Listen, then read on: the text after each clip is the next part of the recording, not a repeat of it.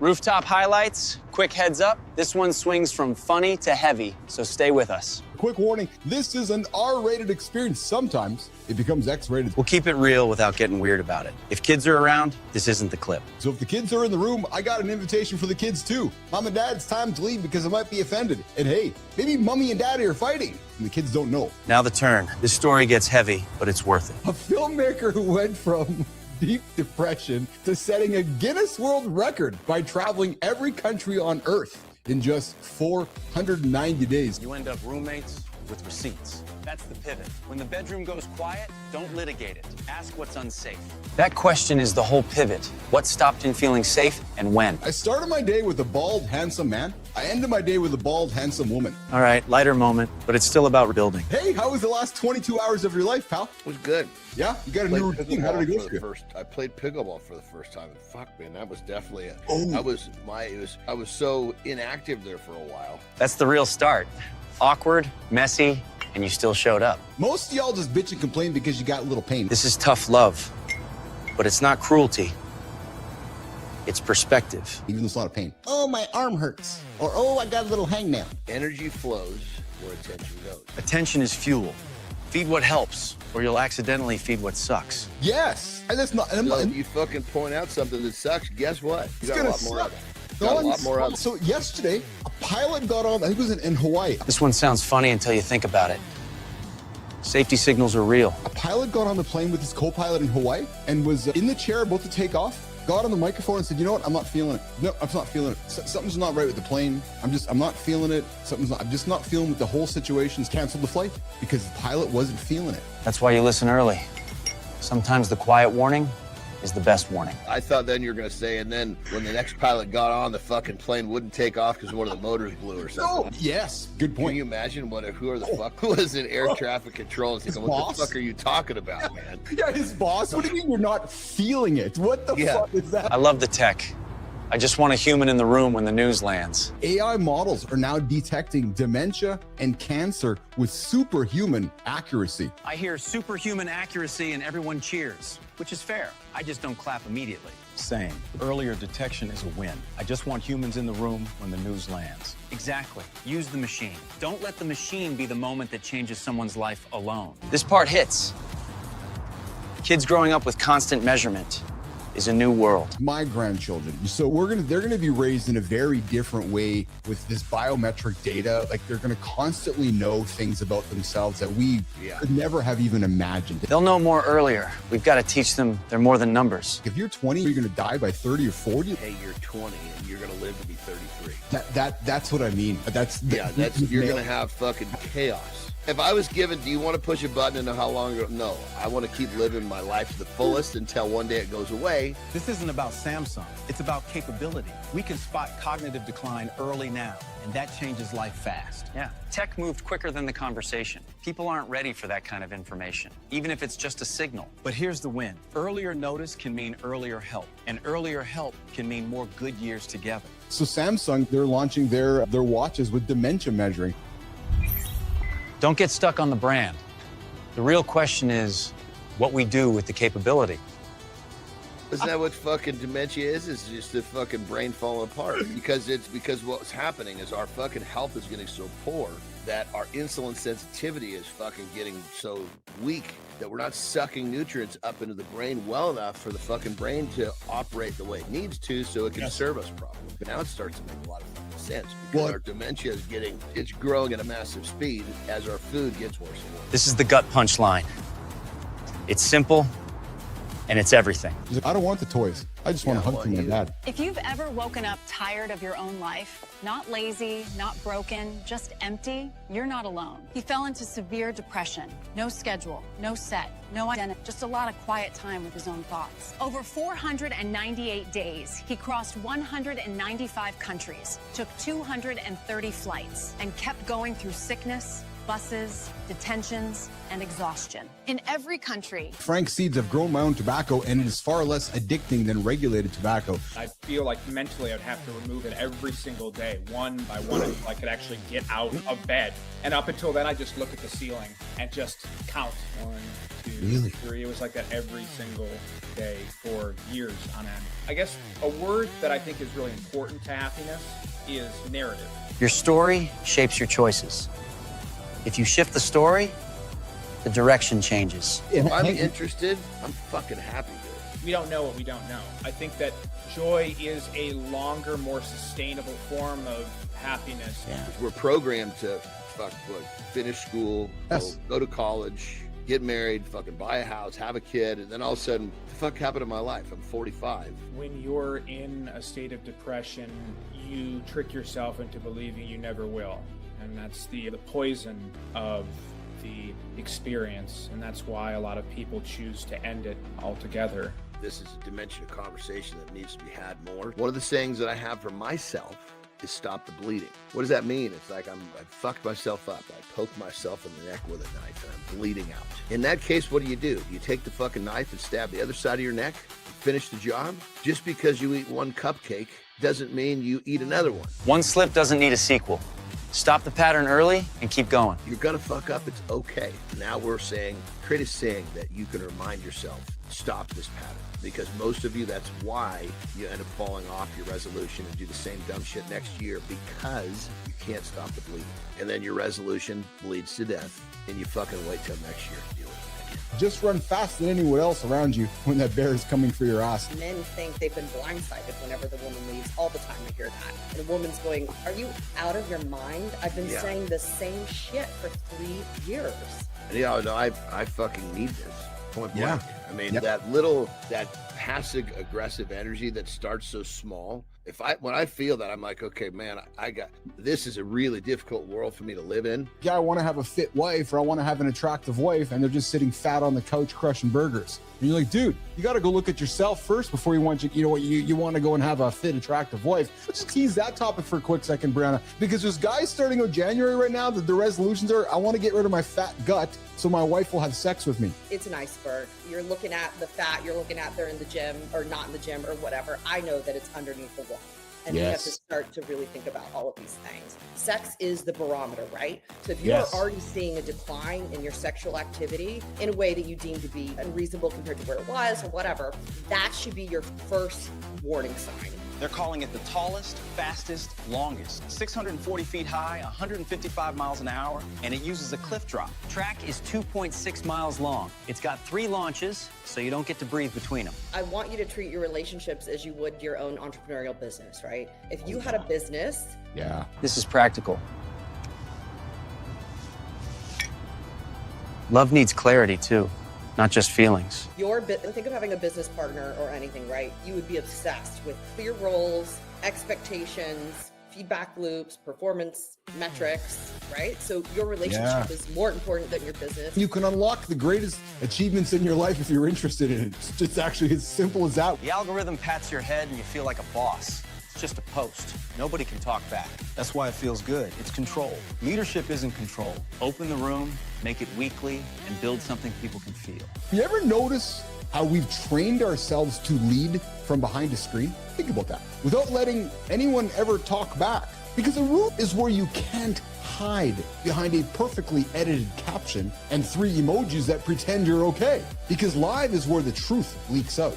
Live is where your tone matters. Live is where your nervous system shows. Live is where you can't fake any conviction. The most meaningful moments of your life weren't a post. They were a conversation, a phone call, a kitchen table, a late night confession, a messy, awkward, honest back and forth where something real happened, like somebody texting you on your live show saying, hey, suck my balls. That's the magic. Not some kind of fake kind conversation where people are quietly consuming you like some kind of Netflix series. Real belonging. The guys, yes, where they feel like they're participants, where they feel like they matter, where they not just watching your life, they're contributing it to a shared one. You can't automate any of that bullshit. No, you can't outsource someone giving a damn. You can't AI your way into a community that trusts you. Trust takes presence. Real community is built by showing up, not posting perfectly. Because this isn't performing. This is serving. This is holding a space. This is asking better questions than anyone else. This is being the person who says, all right, what are we actually dealing with right and fucking now? A leader doesn't just have the answers. A leader creates a place where the right conversations can happen. Because when you go live consistently, three things happen. How do I know? Because I see it daily. I see it weekly and I've seen it monthly on this show. Three things happen. Trust accelerates. People stop guessing who you are. What's an audience? It's passive. What is community? It's act. Audience watches. You, our community, you fucking move. Now, stop waiting until everything is ready. Stop waiting until your camera setup is perfect. Stop waiting until you have the perfect brand colors. Stop waiting until you feel confident, because confidence isn't the prerequisite. No, confidence is the byproduct. Because in a world drowning in content, non-stop AI-generated content, the rarest thing is someone willing to be present. Being a leader means falling and learning, getting up, starting again. Building and maintaining muscle is one of the most powerful levers men have for erectile function, testosterone, and vitality. So based on this, we know Anderson's rocking a Woody. Non-stop, man. The guy's just full of muscle. Men with more muscle have better erections. Just fucking steel. Just steel on steel. Long periods without erections can cause penis shortening of 1 to 2 centimeters over 3 months. Guys, just fucking rub it out, man. Because the favor to children isn't making life easy, it's teaching them they can endure and grow through hard things. Today, we talked about how relationships don't usually end with a blow up. Or maybe they end with a blow job, though. Exactly. Capability move fast, but people need time to catch up emotionally.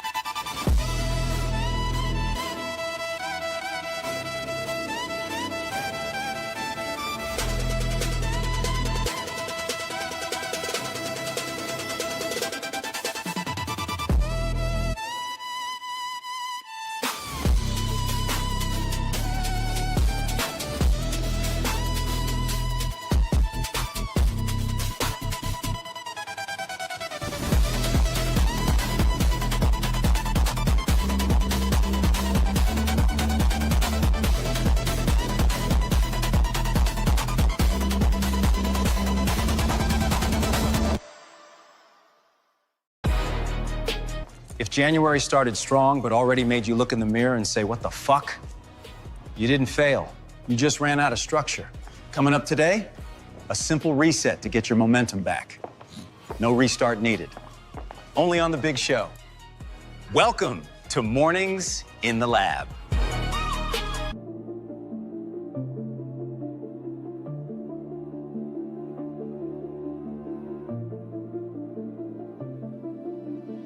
Welcome to Mornings in the Lab, where accountability partner here to help you start your day. Silence makes our monsters grow stronger. I love this whole segment is them talking to me about this. How to compromise without losing your balls. Everybody's trying to win, nobody's trying to solve. Live beats perfect every time. Reset is a decision, not a calendar date.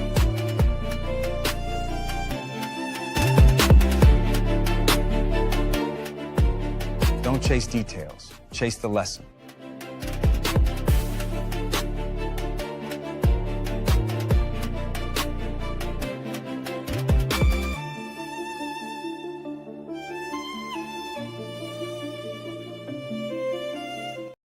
Hey, good morning, good morning, good morning. Welcome to Mornings in the Lab with Keith, John, and Friends, your live morning show experience built for real talk, motivating content, and entertaining conversation to help you start your day right. Hey, Jimmy, I think my audio is off here, man. I think audio might be off there, Jim. Am I wrong? Listen, guys. Hey, listen. Before we get you guys in the conversation here this morning, just hang tight here for a quick sec. Jimmy, is your audio off here, Jimmy? I think I got some problems with my audio. Hey, listen, quick PSA before we get your further donation. This is an R-rated show, sometimes an X-rated experience, so I invite you guys to walk the kids out of the lab if the kids might be offended by some of the things we say on the show here. And hey, the number one rule in the lab, no snoozing. Do not hit the snooze button at all, please, please, please. And hey, if you hit snooze button, you're going to be 9 minutes behind the guy who doesn't. No, that's a true story over there, guys. I'm just checking up on, yeah, okay, good. Sounds like my audio is good. I'm not sure why it sounds so ridiculously loud in my ears this morning. Hey, guys, what a shaking this morning. Welcome to the big show called Mornings in the Lab with Keith, John, Friends. We get up, we get after it live every single day right here, 8 o'clock Eastern time. Over on YouTube, LinkedIn, and X. Of course, 7:30 Eastern time. Matt Roof gets up after, starts the whole show, starts the network. At 7:30 Eastern time right here on the Mornings in the Lab live network. Hey guys, Lego. Yeah, we're talking Lego this morning. Can you believe we're talking Lego? What? That's the kind of demographic we have here on the show. We have guys that like to lean into things like this. Hey, listen, Lego just dropped a $160 smart brick. Yeah, loaded with sensors and a custom chip. The biggest product shift they've made in decades. We're going to talk about that because it raises a simple question that's way bigger than you think. Are you building with outdated pieces or are you upgrading how you lead? Yeah, loaded with innuendo in that they just made a decision that upends the last 90 years of that company as we go into 2026.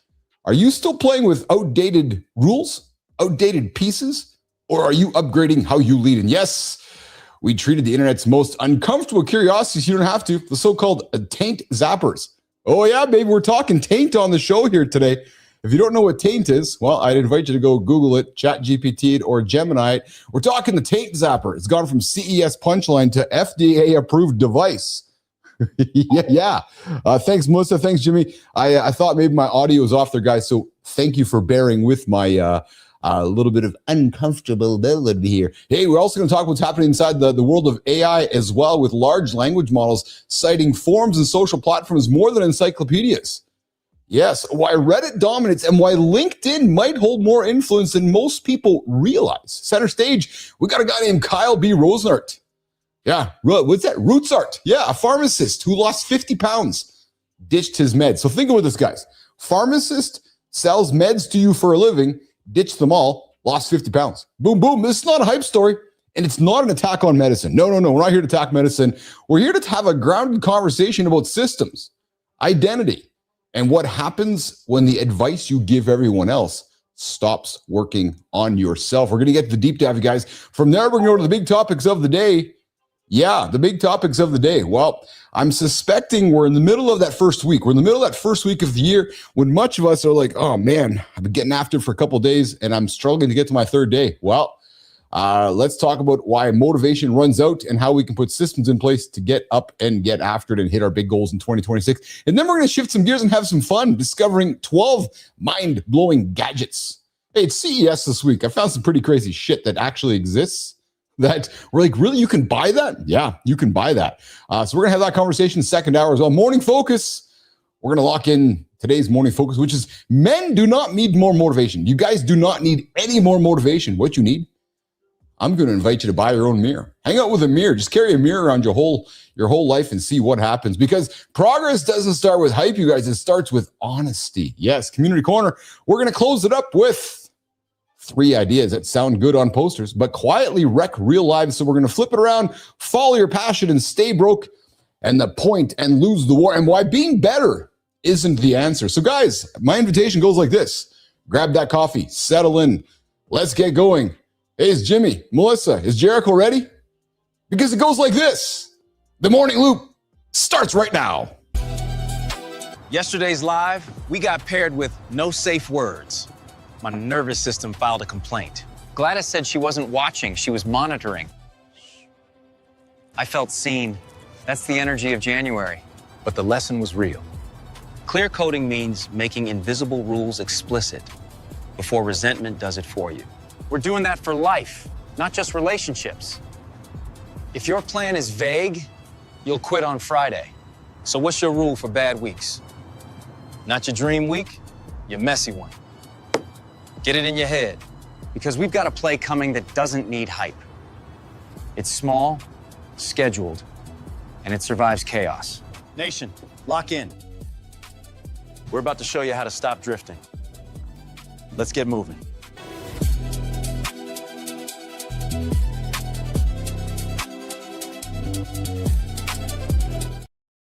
All right. Hey, guys, can you guys put the word breaking in the breaking news title there, guys, so I can see it on my screen? I need the word breaking inside the title. If the word breaking shows up, it shows up in front of me. Hey, guys, good morning. You guys can join the show that's live right now. 431-300-3005. That's how you can join the show. 431-300-3005. Or you guys can join us in the morning's live community. I see we got Melissa out there hanging out in the community. So come and say hi to us. Hello, Holroyd. Good morning. The OG is out there, including Paula Johnson as well.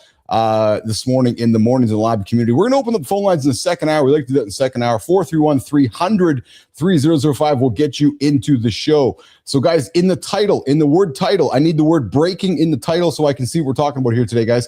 And hey, listen, we got John joining us here in a couple minutes, and coming up in the bottom of the first hour, we got a dude who sells medicine for a living. Yeah. And he's like, nah, it's not working for me. So he ditched it. Ditched all his medicine, put it all away, and said, fuck this. But yet he still sells medicine to people. We're going to have a conversation with Kyle B. Roadsart, the pharmacist who lost 50 pounds. Guys, losing 50 pounds is an exceptional accomplishment.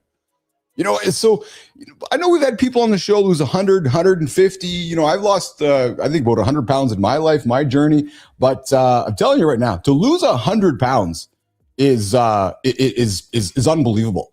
So I'm sorry, to lose 50 pounds is unbelievable. So we're gonna have a conversation coming up with Kyle Roadsart this morning on the big show today on Mornings in the Lab with Keith, John, and friends. And then, hey, we got a big one coming up. I'm excited to talk about here today. And did you guys check out the show yesterday with Brianna Boss? Yes, our first edition with Brianna Boss, which was no safe words. We got into sex conversations, and we got into conversation about divorce. First week in January is typically divorce week. We had some conversations about that with her as well, and which was a lot of fun. So it's going to happen every second week here on Mornings in the Lab with Keith, John, and friends. We are going to, and then guys, on the second conversation desk, the title needs to say current. The word current needs to stay in that title there, guys, or else it does not show up on the screen there. So we want to have those two words in the filters. So title needs to say current on the current ones, and breaking needs to say breaking. I only have one breaking news in front of me, which is the breaking smart brick story. All right, guys, let's get it rolling here as well this morning. Let's put our first conversation desk story on the screen here, guys. What do we got coming up here, Jericho? Lego's Smart Brick is cool as hell. It's basically a tiny computer with studs. Yeah, it feels like innovation, not nostalgia. That's the weird part. $160 changes the whole vibe. Exactly. Adults are the target. I can already see it. I'll build it once, love it, then it'll sit on a shelf. It can't sit. It's smart. All right, so we didn't want to run that one.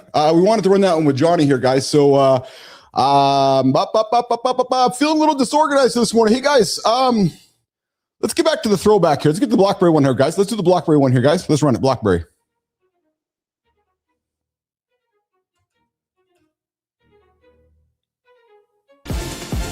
BlackBerry's back, my thumbs just got a PTSD flashback. Now they're calling it anti-doom scrolling. Built for doing, not doom scrolling sounds great. Bullshit. You're still scrolling, just slower, angrier, and pretending it's discipline. But real talk, is this nostalgia or an actual fix? Because if it works, I'm buying 2 immediately.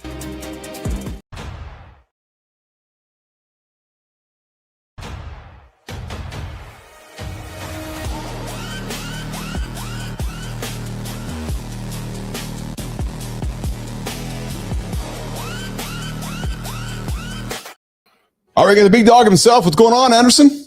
That's a little better. Jesus Thanks. Christ. I've never owned a fucking Chevy truck in my whole fucking life. Oh, so we're starting that conversation. It's funny, man, because that's one that interrupts a lot of men in the world. Oh, you're a Chevy guy, you a Ford guy, you a Dodge guy, you a, like, what Okay, are how's you? this? How's this? I've never owned a fucking truck in my life. And I suspect it would not be a domestic truck in your life. Well, let me rephrase that again. I've never owned a truck that I've personally driven. I've had plenty of trucks that other people drove for me, but I never drove the motherfuckers. Oh yeah. I love it. Hey, how's it going, man? How's the last 22 hours of your life? It was good. It Yeah? was good. Yeah. Yesterday had a good pickleball game. Stuff is definitely still kind of the pickleball is fun for sure, but it's really also helping me gauge where the I guess the finishing of the healing process with my legs. Yeah. Yes. So yes. it's actually kind of nice because it's like I think I'm better until I get in there and take one bad step, and then I get, oh shit, that thing's still a little tender. Nice. So, yeah, so that's fun. We got a good gym workout, and then well shit. Then we came home, had a little Life expectancy work. yeah, I was gonna say I got a few things done and hit some expectancy work, and then today this is fucking cool, man. I got a fun shit coming up today. Oh, We're actually going to the fucking Sphere in Vegas. dude, are you serious? Yeah. Yeah, we're going to see. She just told me last night. We're going to see the Wizard of Oz. Fuck, so cool. I just gotta allow me to rant for a second and it's a positive rant. I love this. So what do you live with? Not even half a dozen, 4 hours, 5 hours from Vegas? 3. 2. Oh, 2. 2. Oh, that That's close. 2. Oh, fuck. I didn't even realize it was that close. Oh, I thought it was further. Oh, dude, you can hop in the car, head to the fucking Sphere. Yeah. Well, I don't know if we're staying there. I think we are because the cool part about it is then fucking the Grand Boy's coming the next day. Oh, yeah. Grand Boy's coming tomorrow. So we got him. So obviously my daughter will be here too. So, but then they're going to go to Vegas and do something. So we got him for 3-4 days. Fuck, man, this is going to be, it's almost like Christmas just keeps going for me. That's awesome. That is awesome, you guys. That is awesome. When we were looking before we met, Tara and I were because we're at that point, we're going to Vegas so much. Yeah. And I was like, fuck, man, with what we're spending on these fucking hotels, just buy a place out here. It doesn't make any fucking sense. And anyway, so we were actually shopping, and one of the things that we were buying a like a high rise, maintenance, Yeah. And one of the things that we were looking at was these buildings where you could see the Sphere. Yeah. Because it was like, I mean, some of the views just out like beautiful mountains were killer. And then all of a sudden you're on a different side of the building and you see the fucking Sphere. It's just a different level of I guess, visual entertainment that never fucking stops. So I guess we're going to get into some vulnerabilities here. Vegas changed my life in a couple of ways. I went to Vegas when I was 21 with a friend of mine. And I don't think I can tell the kind of stories that happened on that trip on this show here publicly. So we'll leave that alone. But then that just changed my whole view. Well, dude, we know what it was. It was like, oh, so this is what money does and what money can buy. I'm a young, impressionable man growing up the same era you and I did with all those magazines and all that crazy shit. I was like, what? I mean, I can walk up and down the streets here and drink, and I can go to strip clubs and do all this crazy shit, and I can, and it's all fine. Oh, okay. So then I start building this company and do a pretty okay with it. My business partner enjoys standing at the craps table and the blackjack table as much as I do. So we end up building this wonderful company, spending a lot of time heading to Vegas. It was not uncommon for me to say, hey, I'm heading out to Vegas for the weekend, go for a show, drink, party from a Friday till a Sunday and come back and go back to work. It was not uncommon. I almost bought a place there. But John, when you talk about it today, I get the fucking sweats, man, because it's a place. It's a place that it's not healthy for me. I'll be very frank with you. Not healthy for me. It doesn't. You have to turn a new chapter for Vegas. Yeah, and I don't know if I'm ready yet, brother. Like, I really don't know if I'm ready, because the chapters that I have been there with just unlimited funds in the pocket, just if you can imagine, we were doing it, and I don't want to go back to that person again. I don't want to go back to how that feels. I don't want to go back. You know what I'm trying to say? You know what? Let me share with you how I did it. Yeah, right. Because mine was not only Vegas, it was fucking Tahoe. We have a fucking cabin there. Oh yes. It's like, God damn it, man! I'm fucking 30 minutes away from all of the fucking sinning I want. Yes. Yes. So anyway, so I just realized, okay, it's a new set of rules. Almost like, okay, someone that's going to change their diet. Okay, it's a new set of rules. I eat differently now. Yes. So I had to like snap my fingers first. I mean, of course, really understand my new identity in these places, and then I understand it clear. There's no. There's no, well, I'm just going to fucking swing in and play a couple of fucking hands of blackjack on the way to the fucking, none of that. Nope. Nope. And good for you. Once I understood it, then I made the fucking decision. So then I think, without saying much more, our unwritten energy, you know exactly what I'm going through. Well, you know what's going to happen, brother? Here's the crazy thing. So I did really well. Just stayed away. It wasn't calling my name. I was like, I realized, okay, what I want, I'm not doing anymore. Like going to a fucking bakery. I don't care about going to a baker's. I'm not going to fucking Yeah. And so I was like, okay, Terry came in my life at this point, and I was like, all right, babe, we're going to try this. You're going to hold my wallet, and you cannot give this to me under any circumstances. Oh yeah. Yeah. And basically, actually, I think we went further than that. She held my ID, and I gave her, I gave her like $100. I said, this is the money that we're going to entertain ourselves with in the casino, only casino. This is it. We have whatever we want to go and fucking have, dinner and all that shit. That's a different type of entertainment. Yes. Right? Yes. But then this fucking $100, you got 10 grand and you'll fucking fight to keep it. You got 100 and all of a sudden you got 5. It's like 5 grand. Like, fuck, man. Yeah. So the universe will test you, because I'm just going to have a little fun with this. And then it'll fucking hit you on that nerve, square up. I swear to God, true fucking story.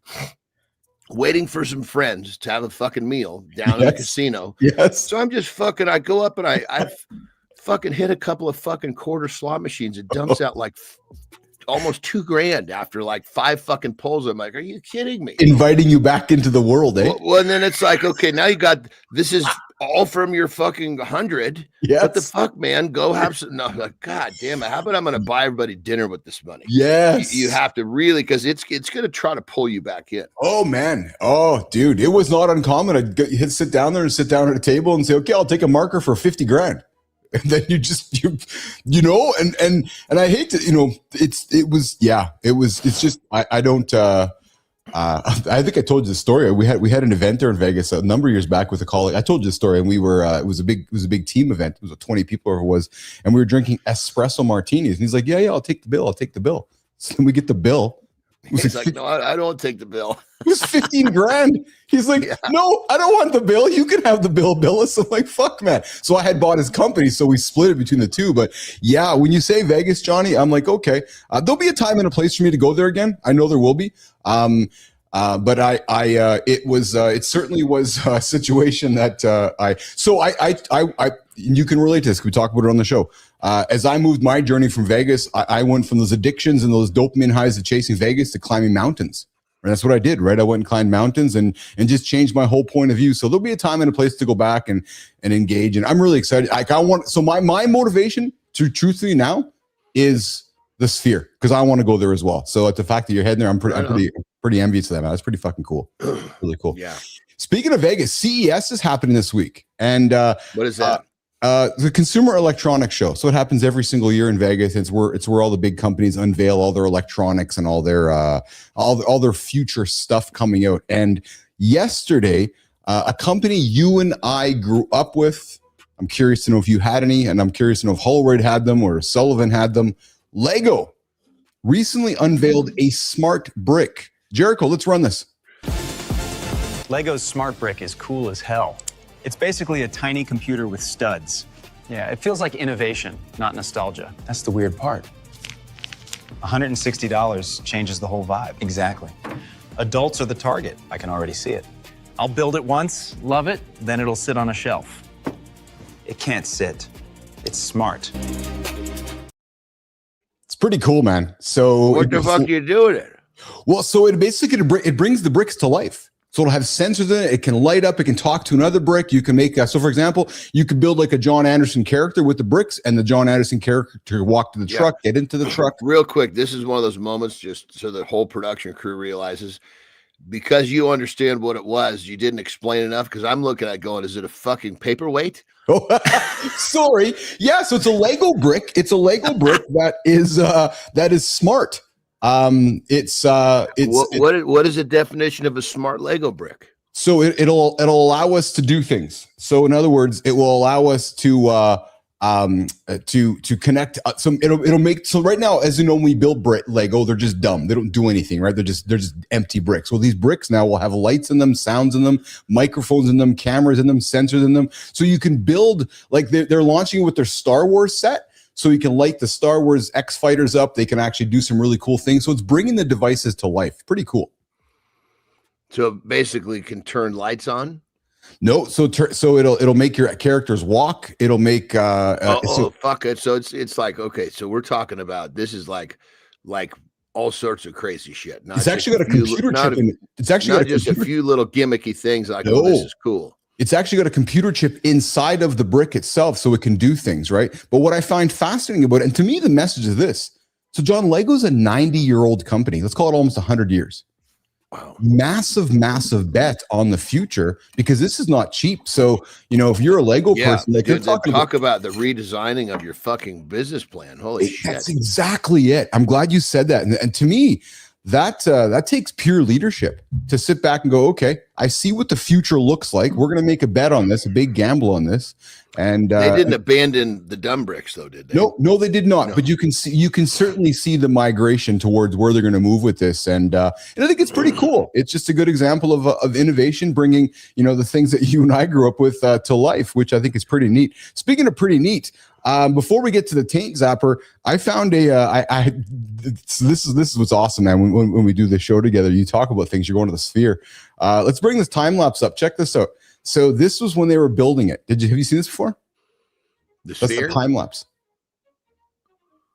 Wow. Yeah. You're going to be so you're going to be here tomorrow? Today. Yeah, you're going to the show tonight, but yeah, you'll be able to talk about it tomorrow. Yeah. Yeah, we're going. I think it's a midday thing. That's cool, man. That's really. Yeah, I mean, they got all sorts of fucking. They're like, you have to be in by a certain point. You can't fucking get up and take a piss. Yeah. So I've got to kind of strategically set myself. It's a fairly long show. I know. Yeah. They're gonna have like flying wind and wetness. It's gonna be an all sensory experience. I've read a little bit of highlights of where you're going, man. So get Terry or yourself to grab, if you think about it, grab some content for us. We can talk. I'm fucking super excited for him, and I'm actually jealous. So to bring it to the show tomorrow so we can talk about it. That's pretty cool. A couple of my buddies have been there, and they've sent me some videos, and it's like, it's everywhere. It is. So it's like you're having, you can look fucking up every which direction. It's like, yeah, fucking nuts. And then crazy part is that what's going on the inside, and this is what I've heard, it's also going on the outside. So they can do both. So they have the ability they basically do have the ability to take what's happening inside and project it outside, or they can just use the outside as a fully immersed, like digital billboard, right? So showing ads and showing things, which is pretty cool. It's so it's funny, Johnny, because London was supposed to build one. They were actually going to build one in London, but London said no. They declined it because the light pollution, the size, and just it was going to disrupt the neighborhood. So they said no to it. Well, it's perfect for Vegas, man. It is. They're supposed to open one in New York City as well. It was, I don't know if you know the story, but it was built by James Dolan, the guy from MSG, Madison Square Garden. He had the vision for this. It's actually gone bankrupt. It's not performing very well, but I think needs to see past that, because in order to create things that change the world, it's probably going to not perform out of the gates originally very well, is what I suspect. So. I mean, it's such a new concept that people have. Yes. It's going to become a new standard at some point. Then it's going to be, then this one that was once considered failure will be like a fucking pioneer. That's it. Speaking of pioneering, at CES, they launched the Taint Band-Aid. Jericho. I laughed when I saw it. Then I saw FDA clearance. That's when my brain went, oh shit. We've gone from supplements to wearables to this. Somewhere, masculinity took a hard left and didn't signal. It's not why it exists that freaks me out. It's how many guys instantly went, yeah, I'd try it. Well, we've talked about this before. Yes, this is what you think it is. It's a Band-Aid for your taint, and it's there to help prevent premature ejaculation. And you strap this Band-Aid to your taint in between your anus and your testicles. You connect it to your Bluetooth phone, Johnny. And oh my Lord. It looks like you could put this in a lot of places. Jesus Christ. When I saw this, I'm like, are you serious? Well, I mean, it's the pictures on the fucking the nipples and the fucking belly. That looks a little different. I mean, my first thought is you're going to stick something down there. What about those of us that fucking what about the fucking hair that's going to get ripped out when you pull it back out of there? Well, and it's all about delaying ejaculation by dampening nerve signaling. So what this does, and testers have described the feeling, John, more like a gentle vibration or tingle along the taint. And what it does is that it will delay. So this is to help men solve the premature ejaculation method. I got an idea, guys. Just put a fucking elastic on your wristband like I did when I was a young man. I figured it out. Fucking busting up before you do it in 30 minutes from now. Should we patent that and fucking sell it as the non-taint, pull your fucking hair out, don't ejaculation tool? The taint. It's a manual. You buy it and it'll say, go jerk off. Close it. The Taint Band-Aid. The company advises trimming body hair to avoid skin irritation and make patch removal feel more like peeling off a normal bandage. So here's what I'm wondering, Anderson. So who the fuck is going to shave down there? You know how fucking painful that is when that shit grows back? Oh, Jesus. If you've never had... an area that rubs, and then you fucking shave that area, and those areas that rub, those little fucking bitty hairs start coming out. You don't want that area rubbing anymore. So we always know that to build a good business, you need to solve your own problem, right? So you're building incredible. Jesus Christ. Yeah. This is, I think that someone went way over the top of this. And my business is built with a fucking ebook. You buy it. You buy it and open it up. It says jerk off at least 30 minutes away from your next sexual session. Have fun. You built an incredible peptide business because you saw, problems within the industry. And this guy is like, hey, I think there might be problems with premature ejaculation. And if we can massage the taint, we can solve the problem, which is maybe how it is. Hey, coming up in a few minutes, guys, Johnny will be encouraged with this one. Kyle Rootsart, the pharmacist who lost 50 pounds by ditching his own meds. I love this contrast, right? The guy sells medication for a living, like as a pharmacist, but in order to achieve his goals, like, fuck this, he got rid of the medication and went down a path that was against Big Pharma. Now, this is not about beating up Big Pharma. It's just that something triggered in this guy's life to say, this isn't working. I got to go take control of my life instead of take control of the subscription business that we joke about all the time. So coming up, Kyle Rootsart. Well, I mean, it's fucking crazy. A lot of times we end up taking too much shit. Yes. It's true. It's like it works fucking better when you have a few things working.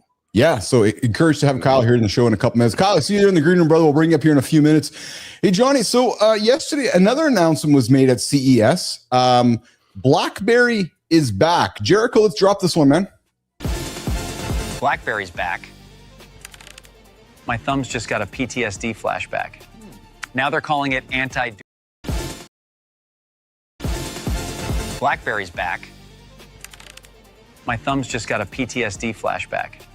Now they're calling it anti-doom scrolling. Built for doing, not doom scrolling sounds great. Bullshit. You're still scrolling, just slower, angrier, and pretending it's discipline. But real talk, is this nostalgia or an actual fix? Because if it works, I'm buying 2 immediately. We're going from taints to Blackberries. John, did you have a Blackberry? I know you had a Trail because we talked about it. I went from Trail to Blackberry. You did too, probably, right? Didn't you? Didn't go Blackberry. Oh, you didn't? Dude, I literally, only reason I bought that fucking Trio was for filming. Oh, and you can only film like yes. fucking 16 seconds or some, I don't remember what, some I little remember, amount. dude. I remember. Yeah. Yeah. And I was like, fuck, man, that's Jesus Christ. Because in those days, we had someone that would come and film, but he was, doing the whole this fucking thing. Yeah. You know what I mean? Yeah. And I was like, this whole fucking Trio thing it sounded great. It just wasn't. It was like when an average person buys a gym membership, doesn't go. Yeah. That was me with the Trio. Oh, that's like, funny, man. That's great funny. idea, but this is not where I am. I resisted all, dude. I resisted text forever. Oh, I'm not surprised by that at all, especially as I've gotten to know you. So BlackBerry, so a company called Clicks is bringing the BlackBerry, or a kind of the BlackBerry back, the Clicks communicator. Here's the thing: is I don't know the fellow who's the president of this. He's from Winnipeg. He's actually going to be on our show in a couple weeks here. I'll say I think this is actually a ridiculous idea. I'm not sure why you would buy one of these. Sorry, Kevin, but I know. I applaud entrepreneurs that are being disruptive. I applaud people that are trying to change the paradigm. But I don't know anybody that wants to carry 2 devices, Johnny. Like, I don't know why you'd want to carry 2. I know you carry a couple as it is, but I don't know why you'd want to carry your iPhone. Carrying 2 fucking sucks. Yes. Yeah, I have when I do need to carry 2, because I have different phones for different businesses. Yes. Yeah. Yeah. I thought I was going to be really fucking smart and I was going to fucking get this thing and hold them together. And then these fucking iPhones start exchanging information. Next thing you know, I've got a combination of 2. I'm like, you motherfuckers. Yeah, it's true. It's absolutely true. Fuck, yeah. man. So I got to put a piece of steel between you 2.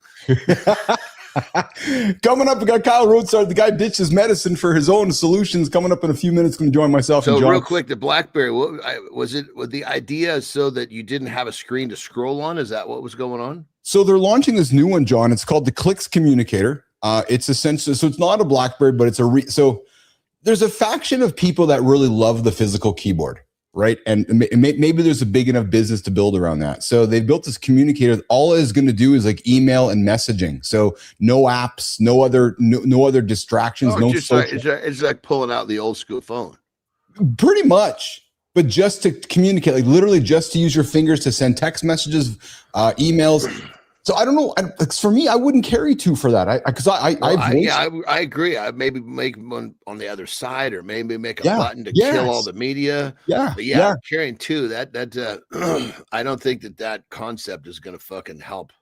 Well, I do applaud people. I do applaud people that like to, our entrepreneurs that like to change things and are like, yeah, we have an opportunity. Like, I love that. I love people who are risky and who believe in something.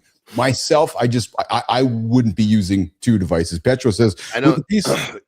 What's Pedro saying? With the piece of steel now, you will have 3 things that you have to carry around. With the price of steel. Yeah. Well, the thing about this is I love the idea. Yeah. But it's almost like they didn't develop it enough or something. Yeah, well, but here's the thing, John. They're doing it without the apps because the argument is, well, the apps are the big distraction to your world. The apps make you doom scroll. The apps do all the crazy shit. No, I agree with that part of it. I'm saying that having 2 fucking separate things, somehow make it one. Yeah. I think you got something. Yeah. Well, there you go. All right, coming up. Let's think if you could like choose to lock it from a certain time, and then to unlock it might take you 5 minutes. That barrier of entry is too much. Yes. Hey, Jericho, before we bring Kyle Root started, let's do this. So we discovered something pretty crazy yesterday. So the large language models that are pulling all the information from the internet are, from Google, from Reddit, from YouTube, from all these places. Well, yesterday, interestingly enough, I think we have an opener for this. If we do, let's run this, Jericho. LinkedIn. AI cites Reddit 10x more than Wikipedia. Let that sink in. The group chat just became God. LinkedIn's in there too. So it's chaos plus humble brags. That's basically the whole internet. Imagine being wrong in a thread and AI quotes you forever. That's hell. eternal screenshots. What I found fascinating about this. Hey, real quick, you got to give Jericho some fucking credit here, dude. He's got the finger on the button. As soon as he hears his name, bam, there's a transition. 100%. Boy, Jericho. I'll tell you Jesus something, Christ. Man. So Jericho's new to the team here. The guy's awesome. It's funny, man. So he comes to the show yesterday and he's like, I'm fucking shaking. He's like, I'm just shaking. He's nervous, right? I'm like, it's all good. It means you care. I love that, right? So because we got all these new shows launching on the network and we just need our team trained on these things, but he's back there pressing the button. Dude, if you say Jericho and be quiet, it's gonna be perfect because you're used to having a few seconds or say let's go, and then you got a little delay. That's it. That's gone, baby. Here's Jericho. You're tightening them up, baby. Keep up the good work. The LinkedIn news though is quite interesting because I know we're both building our businesses on the social networks, and LinkedIn is being cited more often than most people think. So when you go ask a question on ChatGPT or Gemini or Claude or any of the platforms, they're citing LinkedIn more than what people actually expected. So some news for all of us as we all create content. Don't be forgetting about LinkedIn because it appears to be quite important to all of us. All right. Are we ready? Sophia, by the way, I got it real quick. Here in a few days. Yeah. I'm going to send you all I'm going to do is just send you a link. Okay. And I'm going to let you go nerd out on it. Okay. I'll look forward to it because this is like my new. We've been working on this thing. I've told you about this. It's just been fucking kind of growing and growing. And still, I mean, granted, it's going to keep growing, but we're finally okay. Let's just get this thing out. So beautiful. I'll just send it to you and let you nerd out on it and give me some feedback on it. I will 100%. Yeah. So it's funny actually. I almost sent you something last night because we're 99% done, but it's not 100. So I'm like, no, I gotta wait because I want to. I'm the same thing. I'm like, if I send it to him now, he's just gonna pick out all the shit we got to fix, and I know that we got to fix it. That's exactly what I said to him. I was looking last time. I said to Anderson, no, because he's going to say this. That's like, no, fuck it. I'll come to him 24. Yeah, I know. That's funny, man. All right. Sophia Grant is patiently waiting backstage to get the center stage segment kicked off with our guest coming up, the guy who ditched his meds and he lost 50 pounds. Let's get it, Jericho. You're doing everything by the book, taking the meds, eating better, but you still feel tired, heavier, and out of control. Most people don't fail at health because they don't care. They fail because no one shows them what's happening inside. That's where Kyle Rootsart comes in. 25 years, Kyle worked as a pharmacist, watching the same pattern repeat. More prescriptions, fewer answers, people slowly getting worse. He calls himself a pharmacist gone rogue because pills treated numbers on paper, not the cause of the problem. Kyle moved into advanced diabetes education to answer one missing question. What is my body reacting to each day? His obsession isn't gadgets. It's showing people how food, stress, sleep, and movement affect their body. He teaches people to use simple wearables to see cause and effect clearly. Eat this, glucose spikes. Sleep poorly, energy crashes. Kyle used these tools on himself. He lost over 50 pounds, came off medications, and rebuilt his health. Today, he lives on a boat in California and races paddleboards, because his body finally works again. What Kyle teaches isn't extreme, it's practical. Stop guessing, measure what matters, decide based on your body. If your health feels stuck and you want real answers, this conversation could change how you approach everything. Kyle, welcome to Mornings in the Lab. We're excited to have this conversation.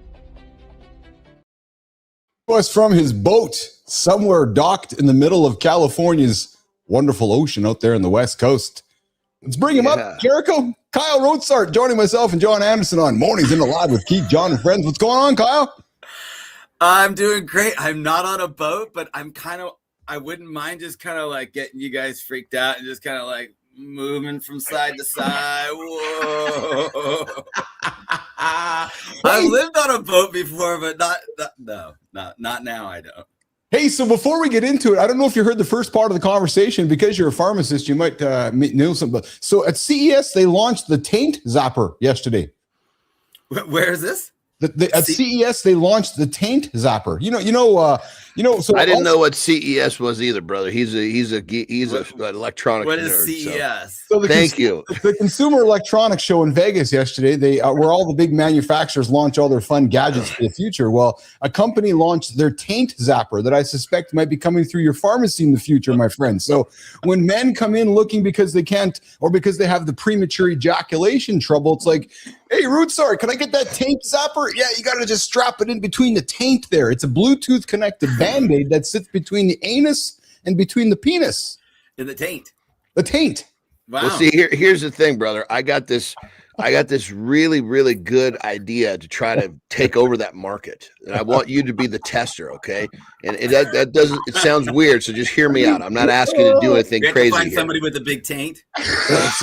So when people come and start buying this, and you hand it to them over the table, then just say, "Look, I've got another idea for you. Tell me which one works best." Rather than using this thing, just jerk off 30 minutes before you're going to have sex, and then see which one works better. If they give us good feedback, you and I will create an ebook and we'll split the profits. And the ebook's going to open and it's going to say, jerk off 30 minutes before sex. Go have fun. What do you think? I mean, I think it's just a $1 billion idea.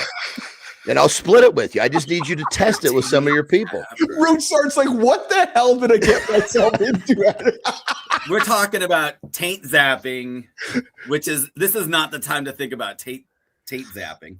Well, no, so listen. What part of this show is this some sort of discreet marketing way in the back?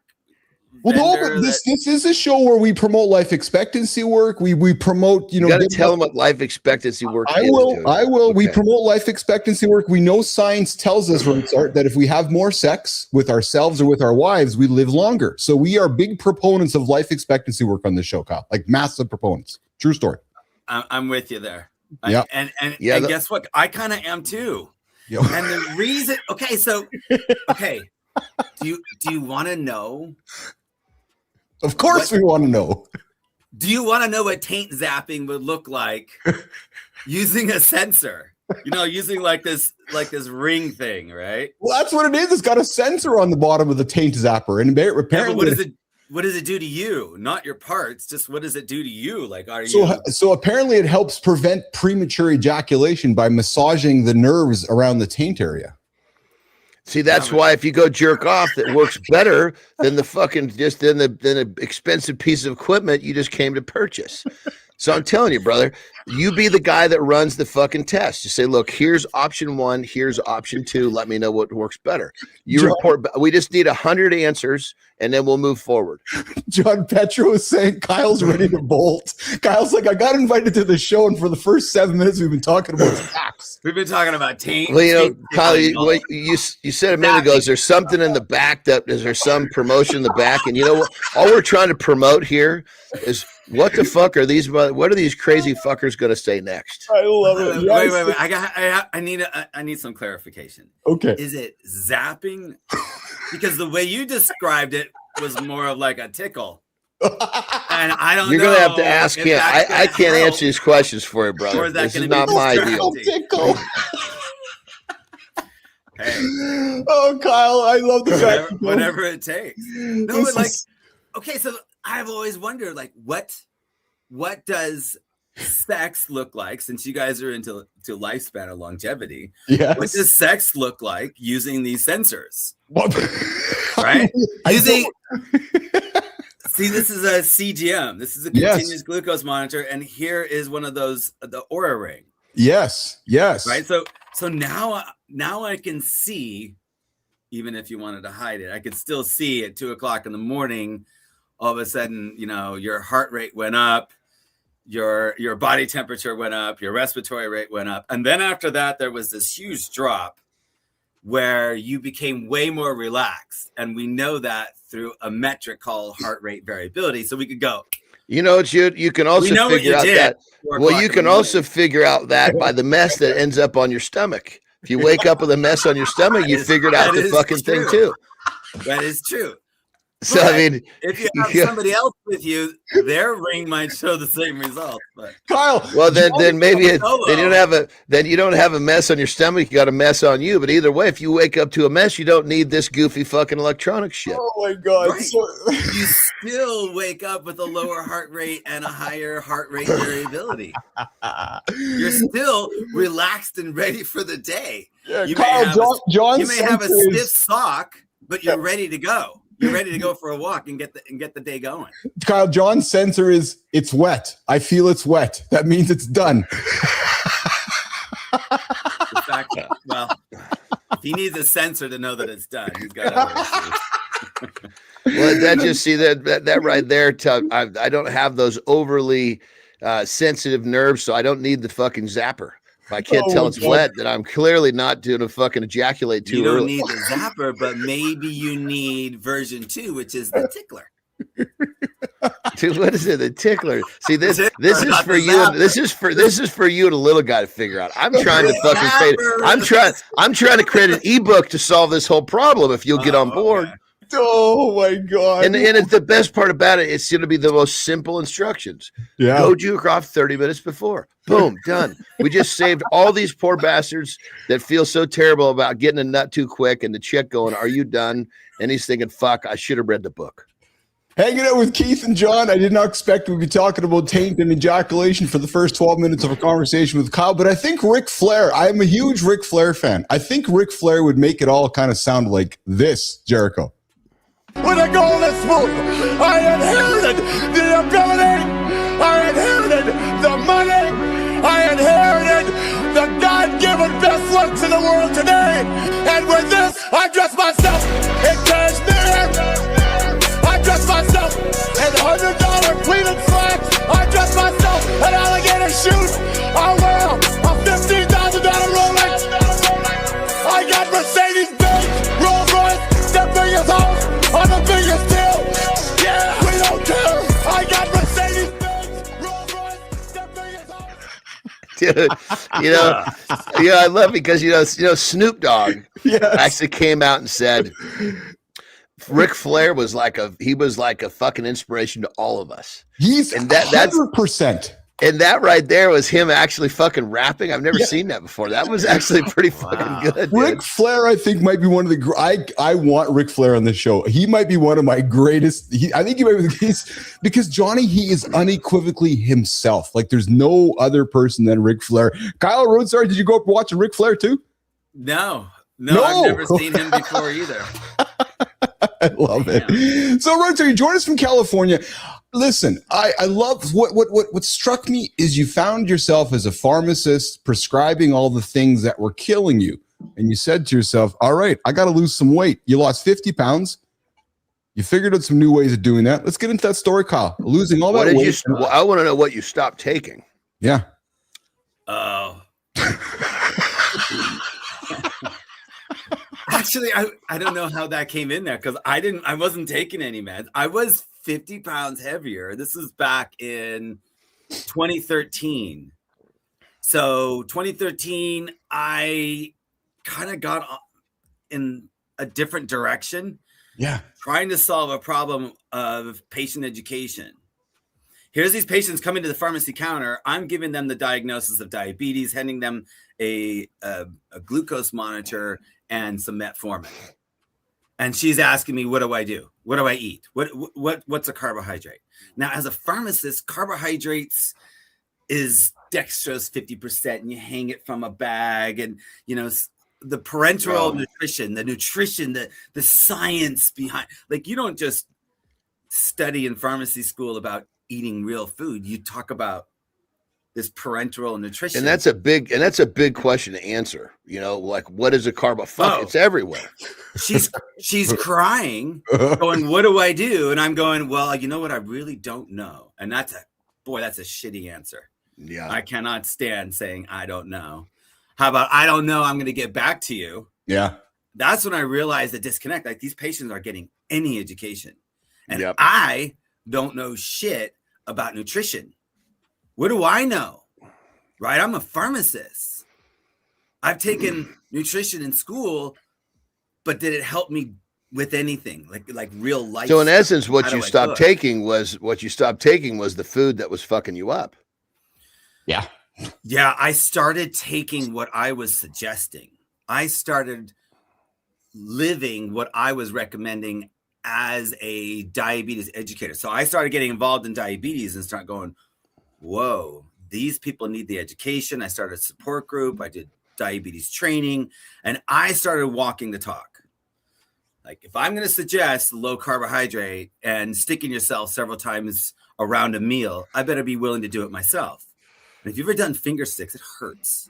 A type 1 diabetic, they're sticking themselves so many times a day. It's awful. Yeah. Yeah. It totally sucks. And I am trying to do all that I can to help these patients. And then COVID came along with these CGMs, these continuous glucose that's a game changer. This is like the device of the century. It really is. So can I go with you? So I've used one. Yes. And I don't know if I fully agree with you. And I say that with love and respect, because I've used one. I do maybe move into John's world a little bit, where sometimes the metrics become noisy and they fuck us up. And I've used the CGM for a while. I took it off because I found it wasn't adding any value in my life. It was just maybe causing noise for me because it was confirming what I already knew. And it's just like John and I joke all the time about my Apple Watch with my sleep sensor. Like on Monday, I woke up and my Apple Watch told me I didn't have a good sleep. I was like, fuck you, man. I feel great today. I've had one of the greatest sleeps of my week. And then 2 days ago, it was like, you had a good sleep. I'm like, no, I didn't. So I just sometimes think these sensors give us noise and not details. And I've tried the CGM and I just over time, I didn't know how much value it would continue to add. So I'm not saying it's wrong, just it wasn't the right solution for my needs per se. Right. Well, here's it real quick. And then forget I have it.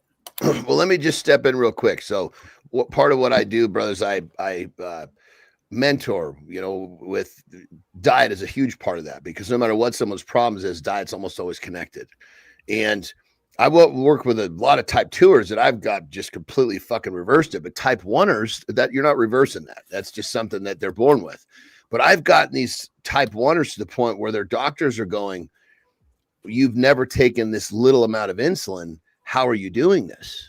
And because of what it comes down to is I get their bodies and I get them feeling really fucking good with such a small amount of carbohydrate. And even the fucking doctor's like, well, you can't do that. She's just like, I feel fucking great. Why can't I do this? I'm not taking insulin. I'm losing fucking weight. I have energy. I'm sleeping better. So I love to hear you say that you're diving in this, because a lot of times the doctors are advising on kind of what you said earlier. They're just kind of advising on what they learned in a book and all this shit versus the actual what's making somebody actually live a better life. And so I guess the glucose monitor, my thing is it's giving someone a way to manage something that should be trying to fucking remove. Yeah. It gives them that power, but the ability to know what your glucose is all the time. So your ability, especially as a type 1, to overdose yourself is pretty easy. You got to be on top of it. But you're right with the 100%, lower dose. 100%. Lower dose makes a huge difference. What did we do? But that big dose only comes if you're going to fucking eat a goddamn plate of pancakes. Yeah. How about fucking let's not eat the fucking pancakes, not worry about taking this fucking whopping insulin dose. Right. It's cover your carbs is the name of the game. Yeah. Right? And so if lower your fucking carbohydrate, increase your essential fat, which will give you good stability in your fucking blood. And then you don't have to fucking worry about, pinning yourself with a fucking horse syringe with all this goddamn insulin, which makes a huge fucking risk. Well, and I think and don't misunderstand. So I see the value in them, and I think what really is happening, and we've seen Kyle, you've probably seen the news. Like Apple was sued because they created non-invasive CGM as a company to France that just launched their non-invasive CGM monitor. I see the value in it. Don't misunderstand me. I just sometimes wonder, to John's point, whether sometimes the signals create more noise for us humans and just mask what we should be actually doing instead of what we already know. For example, sorry, go ahead. Yeah. So for example, eat a chocolate bar. I know something's going to happen to me, right? I ate a plate of pancakes and something's going to happen to me. So it's trying to teach me how to not get to those things. And again, Kyle, I'm not suggesting they're wrong or bad. Once I wore it for a few months, I was like, okay, I know when I do this, my numbers go this. And then it became quite predictable for me. It didn't really teach me anything new. And on that level, Kyle, I don't want to attack the device. I want to attack the fucking user who's taking advantage of the device. Oh, interesting. So 100 years ago, before insulin, we did exactly what you said. Lower your dose of insulin. And those people that were on the lowest dose of insulin, these are type 1s. This is, 100 years ago. The ones with the lowest dose insulin had the least problems. They were more likely to live longer. Right. Okay. But they got by with the lower dose of insulin. It doesn't fuel the subscription model very well, though, does it? My subscription? No, not the whole idea of the more medication you use, the more you got to buy. Like this is where we've completely lost our way because we didn't. Yeah. We did nutrition according to who? ADA? Yeah. 100%. According to medical schools? No, according to Kellogg's, because Kellogg's taught us, Kyle, 2 scoops of raisins in a box of Kellogg's Raisin Bran, right? So you're right. Because I'm suspecting we're the same age. Or Kyle, I'm 53, so is John. I'm thinking you're, 48, 49? Okay, yeah. So right, we've all been taught with the same education. And same bullshit. The same food pyramid. Yes. Right. Yep. Exactly. Yep. But that's funny that you mentioned Kellogg's because he's Seventh-day Adventist, right? Him and Ellen White. Oh, yeah. Okay, so you guys do know that. Okay, so the food pyramid was copied from the Seventh-day Adventist. Pull up the Seventh-day Adventist food pyramid and you'll go, oh, isn't that ours? Really? Oh, I did not know. Oh, yeah, I thought you said that on... No, Stephen Kellogg. God, that guy was a freak, guys. He was into mutilating kids and this carnally minded people. This is the fucking guy making boxes of cereal. What? The boxes of cereal that people, all the kids are eating, watching cartoons, and he's waiting to hack them up with a fucking meat cleaver. Yeah, he's removing parts and pieces that we really want. Jesus Christ. Like the taint. No. Yeah, listen, Sonny, you're never going to have the problem of getting off too early. Let me remove this. We'll take care of your desire to get to jerk one off. Yes. No, it's you guys, they were so bad because they thought if you ate a very plain, bland diet, then the impure carnal thoughts would go away based on your food choices. This is the Seventh Day. Yeah, we can't escape the Seventh-day Adventists. Their influence in nutrition has been there since the beginning, and it's been trying to undo it ever since. So, but Kyle, this is what your doctors get. Yeah. Kyle wrote started hanging with myself and John this morning. I want to be respectful of your time. We had you booked for 30, but I'm really enjoying this with you right now, and I suspect John is as well. Can you stick around longer for us? For sure. Awesome. So we're gonna have a couple more questions. We're gonna do a reset on hour 2. John's gonna do a lifestyle tip, and then we're gonna continue to chat with you in the second hour here. But here's we're talking about helping people. Who's the hardest person to help right now? Is it the type 1 who you're trying to teach some new habits? Or is it the type 2, which is saying, hey, I got these new tools for you, which will help you improve your life? What's the hardest one to fix these days, Kyle? The hardest one to fix would be a type 1, because that's pretty much impossible. A type 2, we can deal with because we can fix them. Type 2 diabetes is a problem with too much insulin. Type 1, not enough. Yeah. Type 2, it's because you can't keep your fucking face out of the fucking sugar. I didn't mean fix type 1. I guess what I mean is how you're managing somebody with type 1 perhaps differently than would have in the past. I don't deal with type 1s. I only just purely deal type with 2, adults, right? type 2, where I can have an impact. What are the statistics, brother? You would know this. What are the statistics? If there's 100 diabetics, how many were born with the short stick? Meaning that's type 1. They don't have a choice. And then how many of these dumb fuckers actually gave it to themselves? Yeah, 90 to 95% of diabetics are type 2. That means 95% of people have given this to themselves through poor decisions with eating. Primary. Yeah, but okay, so across the board, no blame. Not their fault. Not their fault, but it's still their problem. 100%. We've been Whose led fault down is it? this road. This is the money road. This is the money. Hyperinsulinemia and metabolic syndrome. What percentage of our population has this particular problem? You guys, it's like 93%.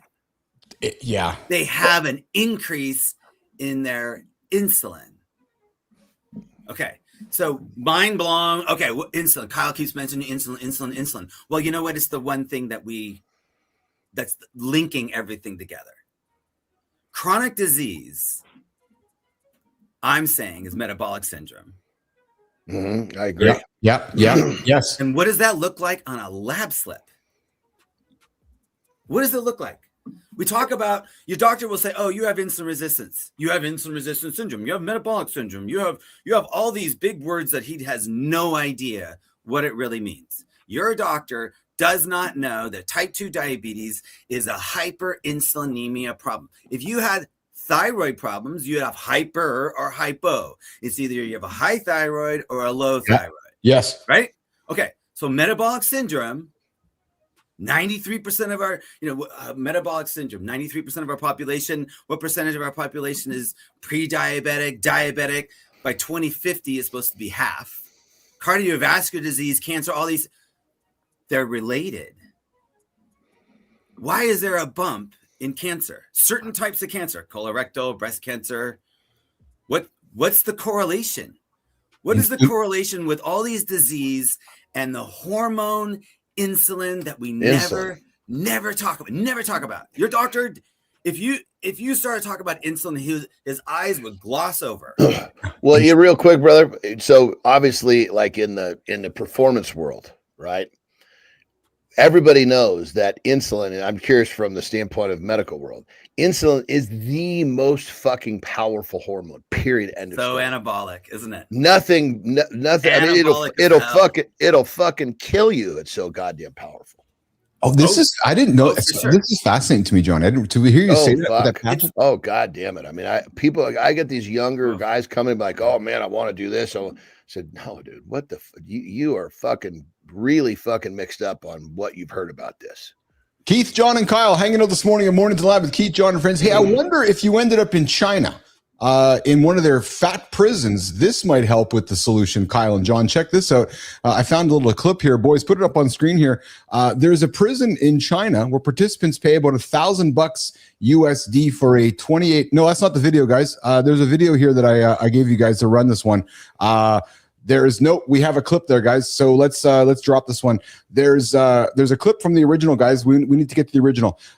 There's a prison in China that people are they pay $1,000 a day. That gives them a chance to lose a bunch of weight. 28 days. They're locked in gates, shared dorms, constant supervision, and rapid weight loss centers. Maybe that is the solution for some of this craziness happening in the world of insulin.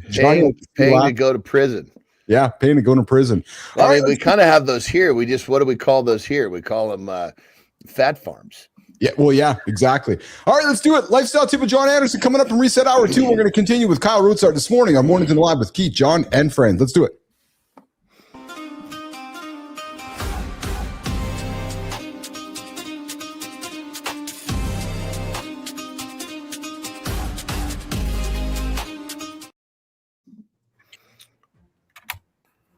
Am I doing it with everybody here?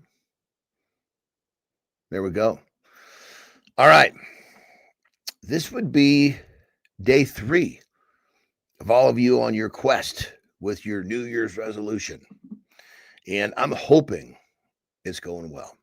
But for a good chunk of you, you're getting the first little tip of the suffering iceberg, meaning it's not quite as interesting as it was when you were talking about it on the New Year's Eve, holding that fucking glass of champagne up.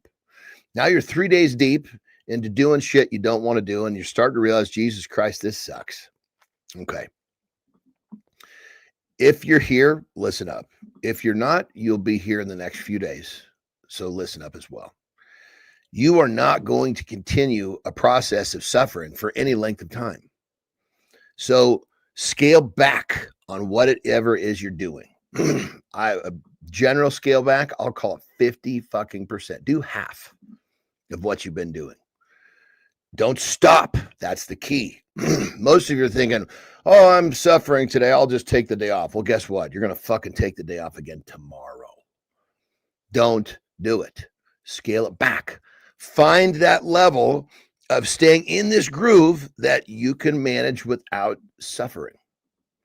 That is the tip. Because if you can do this, you have a shot of keeping this going until next year. And then you can make another fucking goddamn resolution, which I don't agree with. You should realize that month 3, fuck, I got this. Let me do a little more today. I'm not going to wait till next year. Then you can add in a little bit more and see if that allows you to maintain without suffering again. But the point is, stay in the fucking groove, keep moving forward, find that level where you're not suffering so you have the ability to keep going. That is the piece of the puzzle that most of you are missing. Rock and roll.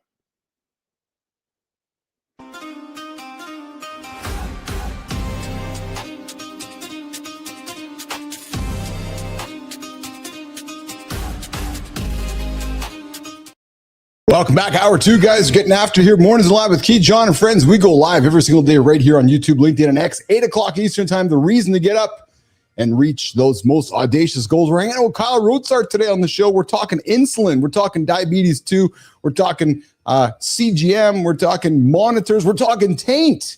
First hour, we dropped some great conversation with taint. And I'm not even, you know what? Just go back and watch hour 1. Simple as that. Let's keep the show going, guys. Let's bring back Kyle Roadsart. And when Johnny gets back, we'll keep it going here. Kyle, so let's keep this show rocking and roll, man. When you were going through your journey in life and you found that you had to make some changes, was there a moment or was there a series of moments? Was it like one customer, two, where you're like, oh, fuck, I got to pause and I got to do something about this? Because it just didn't happen. Like it built up. Like something happened, Kyle. What was it? Yeah, it was a series of bad choices. No. It's not. Those are usually your Friday night conversations. Yeah, right. Yeah. It was more like, hey, there's a problem here with this education. Let me see what I can do about it. Yeah. Because I have some clinical background. I did a residency. And I'm like, okay, well, how can I help these people? And I really felt bad that I didn't know more. So I started studying nutrition. I went down these rabbit holes. I became a diabetes educator because I really wanted to help people. Yeah. So I started a support group and these people loved it. They wouldn't let me stop. We did these 8-week courses and then they would say, I'll be back next week. And I'm like, well, I don't have any material for you. So I'm like, okay, I guess I'm teaching you. And here we are. And what made the big difference was these people really depending on me, thinking that I had something that was worth sharing. That was my inspiration to go find more useful information that they could use. And then, especially around COVID, I started getting into these CGMs, the continuous glucose monitor, like you were talking about. Yeah. And later I got involved with the smart devices, other ones like the smart ring. Yeah. But it's the, what am I doing with this information? What am I doing with this CGM? Because the CGM is really this continuous glucose monitor. And this is just the tip of the iceberg, guys, because the sensor market is going ballistic. It's going crazy. It's crazy because it's crazy we're talking about that right now, Kyle, because you may or may not. So we're similar age. Lego announced this week they're putting sensors in their Lego bricks. So they launched their smart brick yesterday. So that Lego would really help. So Lego, I lose those. I got them all over the house. It'd be really helpful. Doesn't you hate fucking stepping on a Lego brick when your kids have them all over the house? Yes. But those Lego bricks, Kyle, to your point, though, the sensors, they're putting sensors inside of the Lego bricks. So it's the same, where they're making the Lego bricks smart. Sensors going. Okay, that's so weird. But I started getting involved in nutrition and I started going down some different rabbit holes. And one of them, it was 2015. It was a Sarah Hallberg. It was a YouTube. It's all about Virta Health. Yeah. Now, Virta Health is a company that I have been watching since the beginning. And I modeled my ideas after them because I saw their data and said, that works. That is amazing results. I want to do that. You have coaches in San Francisco remotely monitoring patients in Indiana with CGMs. Yeah. So they're watching. That's cool, man. That's cool. They're not just their dose of insulin. They're watching what they're eating. They're watching movement. They're watching, and they're teaching them using a phone, texting them in real time. That's like, John, that's actually pretty cool, man. I'll be frank, you'd be good at that. And I know you're reluctant to some of the sensor stuff, and I respect that. But to somebody who might be, Kyle, who's like, I kind of want to go there, but I want to work with a guy like John, it would be pretty cool to connect John with, hey, Keith, I know you want my teaching style. I'm going to have some metrics, and not Johnny to get all wacky about it, but I'm going to have some metrics which are going to help you stay on track. That's actually pretty cool, Anderson. And it gives you another tool as a mentor to keep me on track, because maybe that's how I learn the best, to Kyle's point. Right. So that is exactly what I'm trying to do. Yeah. Make it so that you can learn these semi-complicated concepts. Okay. That's I wrote a book yeah, so that people understand these metrics. You're talking about exercise. Well, you can't talk about exercise without talking about heart rate variability. Like when you get up in the morning, where are you? Is today the day you're going to hit it hard? What's your sleep score? Today I got a 75, right? 75 out of 100. Well, at least I've got something better than how you doing. I'm fine. So can I sneak in right there? Yeah. So, I mean, Kyle, I love what you're doing. I'm not attacking you at all. I'm just coming from the other side of like where the reason I stay on my side of the fence is because these numbers, Keith just shared with you a perfect example about how the numbers were fucking backwards. And so I guess what it comes down to it is what I really want to teach someone is rather than fucking studying a screen, I want to teach someone, this is what I tell them, look, when I'm done with you, eating right is going to be much like taking a piss. And they're like, what do you mean? I said, well, you just find yourself walking towards the toilet. It becomes a subconscious reaction. It's based on paying attention to the signals the body's giving us. And once that happens, now I've set someone free. If I've taught someone to fucking read numbers that are partially accurate, what did I really do for them? Well, I would say at least you have a guide. Oh yeah, you got somewhere to start. Well, but 100%, and a guide. But again, so we're going to start off. Basically, you're totally correct. I'm not attacking you. I've found a way to be really successful without getting started on a system that we have to abandon to get them where I want them to go. Right. So my objective is to get people off the training wheels and to do it on their own. And yes, my belief that's is exactly my point. The only way to do it on your own is you got to know the devices and what the data means. You know what's interesting, guys? Because I want to take that learning away from you and go, you know what? When I have these sensors on me, I have no idea that they're on me. But imagine if something was teaching me in the moment. But what if it's teaching you improperly? Well, based on your data? Well, Keith just shared data about how his sleep monitor was totally backwards versus, okay, sit up in bed, take 30 seconds. How do you feel? Do you feel refreshed? Do you feel clear? Do you feel foggy? Because this is the real metric.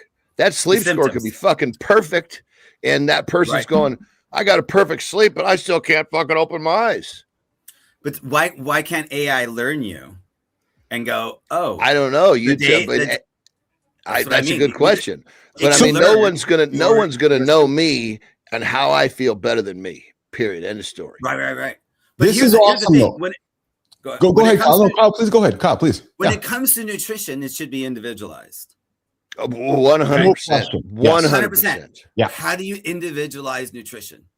You say everybody, you got to eat this because this is what healthy is. No. It's all about getting the body starts sending signals. You give them certain foods, you listen to the signals, you're okay, this works, this doesn't. You have to, it's like a sorting system. Right. I think that's seeing the signals would be really difficult without, I would have a hard time knowing if something was healthy without knowing the glucose variability. So how much, not what is your blood sugar, is how much is your blood sugar fluctuating? That over a period of time is what you're saying. Over a period of time, throughout a day, not throughout a moment, period of but time. a period of time. Right. Yeah. See, these are metrics that you may have missed when you wore your CGM. Well, and how your blood sugar stability is going to show up in how you fucking feel. Period. End story. Man, I cannot tell when my blood sugar is going up. Well, but here's the thing, brother. So let's just say that we went for a walk in the forest, right? You're going to hear a few things. Now all of a sudden I say, okay, Kyle, listen, we're going to go for another walk, but I want you to fucking listen to the fucking forest. There's going to be all sorts of things you never heard before until you listen. And every time we re-enter, every fucking day, you're going to hear more. And pretty soon you hear all these fucking signals that you didn't even know were there. And now you're learning your body at the highest level. And you've got me to guide you. Okay, God, I heard this. What does this mean? So okay, what I'm saying is I'd like to have you in my back pocket. Hey, yeah, so I'm going for a walk right now. What should I be? What's I think there's a lot of people that may not want all the hand holding, may not want to go, I'm going to go to the gym and I'm so embarrassed I can't even walk in the gym because I'm overweight and I feel like shit. Right. Where can I go with that? How am I going to get past that mentally? And you're correct. You're so correct, brother. So let's individualize nutrition is what I'm saying. Let's give it some markers. Let's give you some sort of goals. I think I'm the guy in the middle of both you guys, because I've spent enough time hanging out with Anderson, Kyle, where I've learned much of his philosophies. I agree with much of his philosophies and the simplicities of it, but I'm also a nerd, and I'm also who likes tech and who likes to know things in data. So I'm the guy that kind of stands in the middle of both you guys, which is okay. I don't mind having the data to help me along the way, but I understand the value of the data and what it means. But let's go here, guys. Real quick, and on that level, Kyle, just to kind of to defend both of us, people that come to me, they are very interested in understanding what I'm doing. There are some people like, well, they ask they'll ask my fucking closer, and keep in mind, you look at me, I don't coach many people that want to do what I do. I coach people that want to just have a fucking high performing life in whatever they do, not sport oriented. Without insulin. Without insulin, yes. But I mean, literally, like a lot of times when my closer's talking to people, they'll be like, well, what kind of monitors are we going to use? We're going to use none. And if they don't like that, then they're not fit. But this is what I'm enjoying about this a lot, actually, because we often know that if we're all saying the same things, none of us is needed. All three of us are saying the same thing, but it's all being very different at the same time. Right. So guys, let's go here. I want to keep this conversation going, because this, I think, leans into it, which most 2026 goals, Kyle, it's the first of the year. A lot of guys getting up going, I got to get my resolution goals. I got to do all my crazy things, but we don't fail because you're lazy. We might fail because motivation disappears and willpower runs out. Well, we got a week 2 reset, a practical reboot for men 35 to 55 who want momentum that survives real life. Today, this next conversation is going to go into turning vague goals into a system you can actually repeat on a bad week. Your willpower battery hits 2% by Friday, but you still demand 100% effort. That's me. I start disciplined, then I'm negotiating with a donut. Stop relying on mood. Build a cue that drags you forward. Here's my habit stack. After shower, I stretch 5 minutes. Now cut one non-essential. If you won't quit something, you'll quit everything. My cut list is doom scrolling. What's your week 2 micro action?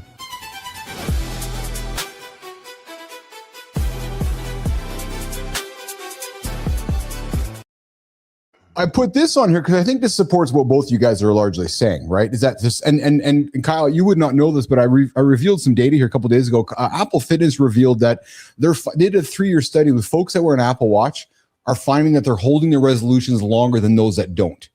Right. So maybe to your point, Kyle, there's a certain percentage of people that are like, I need this little extra bit of data to help me achieve my goals. So John, not saying your approach is wrong, Kyle, not saying your approach is right or wrong, but there's a group of us, and I might be one of them, I kind of want both of you. I want that approach that John teaches me, but I also want to know my metrics, Anderson, that Kyle teaches me. And I think that's kind of what we're talking about here. That's why I'm really enjoying this. Actually. And that's when you say this, it really just something popped in my mind is that so many people that come to me, they're like, once we'll engage and we're talking more in depth, they're like, I'm so fucking tired of counting. I'm so fucking tired of this. And they're so tired of doing all of these things that are not really fucking helping them. And they're not natural. They're not natural. And it's, I shouldn't say helping them. It's helping them, but not to the extent that they want.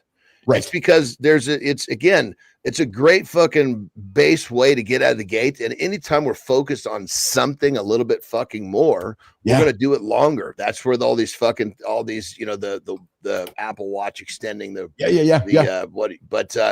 either way, I think again, it's that guy that's been down the road of counting. It's the guy that's fucking done all the studying and still not getting where he wants to go. He comes to me. Yes. Yeah. Yeah. But the studying would have gotten you nowhere. That's my issue. If you follow nutritional advice, your doctor's advice, you follow the food, you follow the advice, you will be eating a 60 to 70% carbohydrate rich diet. If you want to count calories, I think calories are a freaking waste of time.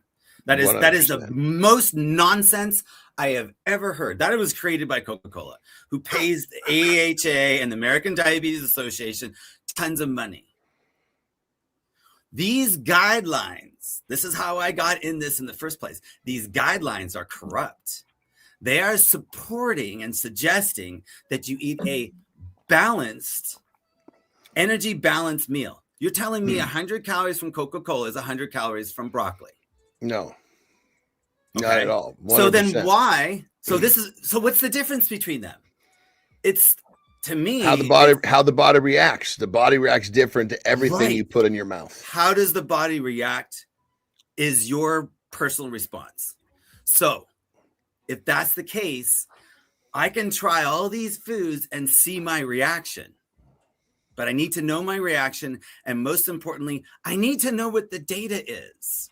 What is the data and what does it mean? You can wear a watch. I've seen so many people go, yeah, I wear a watch. It's tracking me. I'm like, okay, what do you mean it's tracking? You don't know any of the metrics that it's kicking out. You don't know what to make of this. How do you know? So my thing is, I'm an endurance athlete. So I do these long paddles. Yeah. 50 miles down the river, 7.5 hours paddling. And I want to know what my glucose is. Am I going to bonk? Yeah. How much glucose do I need? And what level can my brain survive without bonking? Like, how low can I go? Because I can tell you at night, when I wear the CGM, I can go into the 40s and 50s on a recovery day.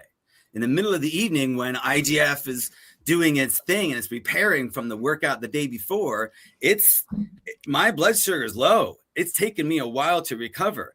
Now, what is a healthy blood sugar?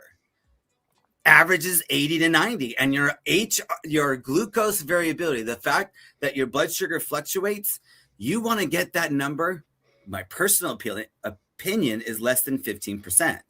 That should be the dietary guideline. I don't care what you eat. Get your glucose variability down so your blood sugar isn't fluctuating. This fluctuation is an independent risk factor for cardiovascular disease. That's why we all need these. Kyle Rhodes started dropping bombs this morning, man. This is fun. Johnny. That's the hyperglycemia we have to avoid. But at the same time, what you don't see is I've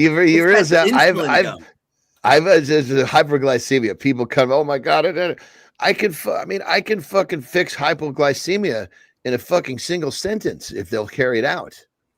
And I've done it has access to you hundreds of times. No, I'm getting you. I totally got you. I'm just saying that it's just, I guess the whole idea of what we're talking about, having this, it's a great fucking starting point. And I guess where I come in is that my biggest qualm is that people get all excited to fucking get these metrics. They don't fucking do anything with it, just becomes a distraction. Oh, I ate that I drank that Coke and my shit shot up. Yeah. Okay. I know it's going to put it back in my pocket and ignored it. I'll do it again tomorrow.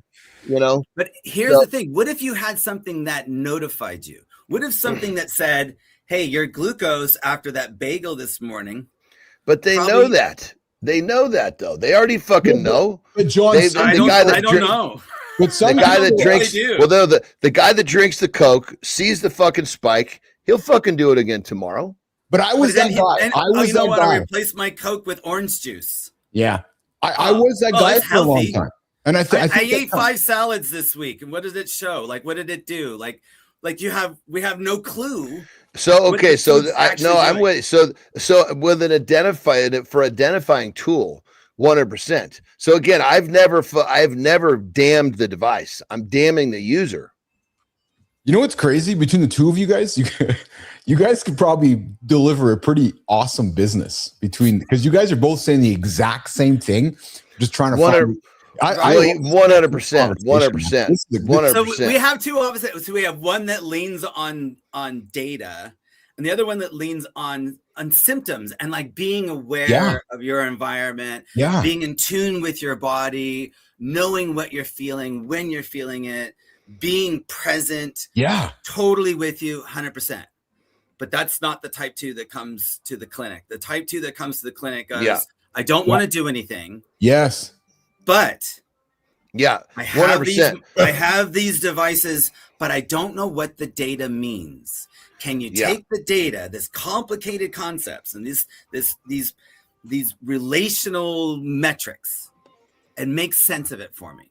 Give me an action plan that I can go, hey, I need to do something right now. Yeah. You know what? That's a really good point, brother. That's a really good point, because those people, they're not interested in what I'm teaching. No, not at all. Right, but they would be interested in knowing that when they had the full sandwich versus everything but the bun had a massive difference. Oh yeah, 100%. Yeah, 100%. Yeah, but they don't know. Your tool helps them understand all that shit, right, for sure. They'll go, hey, a wrap works great. The tortilla works great. When I do it this way, I feel awesome. I feel great when I eat this way.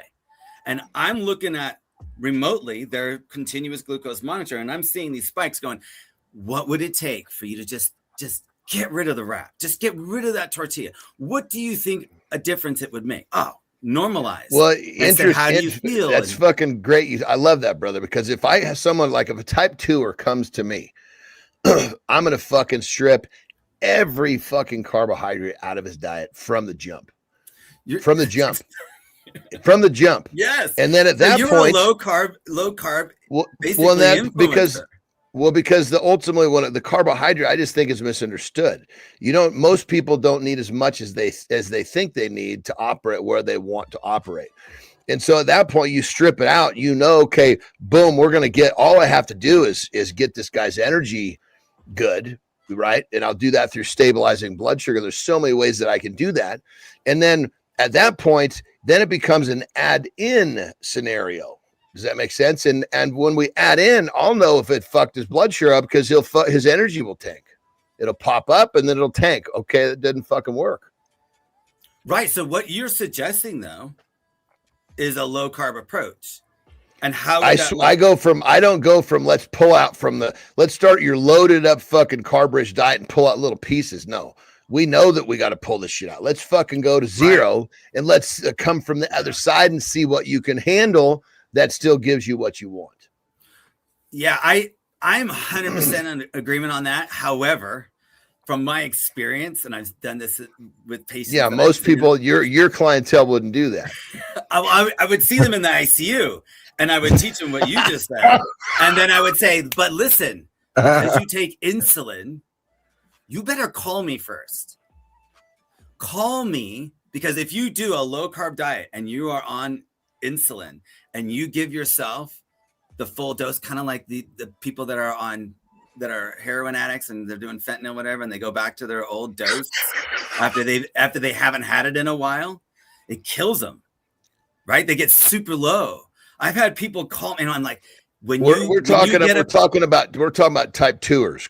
Type 2s, yes. Type 2s that are on insulin. They must be fucking taking a shitload of fucking insulin. Okay, this is my point. A type 2 diabetic has too much insulin. They're insulin resistant on their lab slip. If you were to actually care enough to measure it, and these doctors don't, and they don't understand this, your doctor will probably not measure a fasting insulin on you. They're clueless, totally clueless. Yeah, I would. The type 2 diabetes is too much insulin. So you have a situation, a state in which your insulin level is already elevated. Your pancreas is kicking out insulin like crazy. You have the opposite of type 1. You make too much insulin, and we're injecting you with more. Yeah, totally. Okay, totally. Think of the anabolic effect. I mean, you have testosterone and you have insulin. Insulin's more anabolic, pound for pound.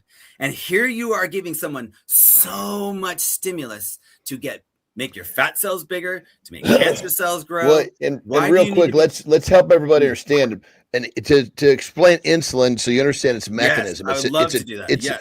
It's a transport hormone. That's the simplest way to put it. It's going to transport whatever the fuck comes in your bloodstream out fast, and it's going to load up the fucking fat cell. It does something very, very important. It shuts off fat burning. Yeah, well, it loads fat. It creates fat. I mean, create fat load. It starts to fill up the fat cell. Fuck it. Yeah. Right. I mean, not only turns it off, but it says, let's put some on. As long as you can put it somewhere.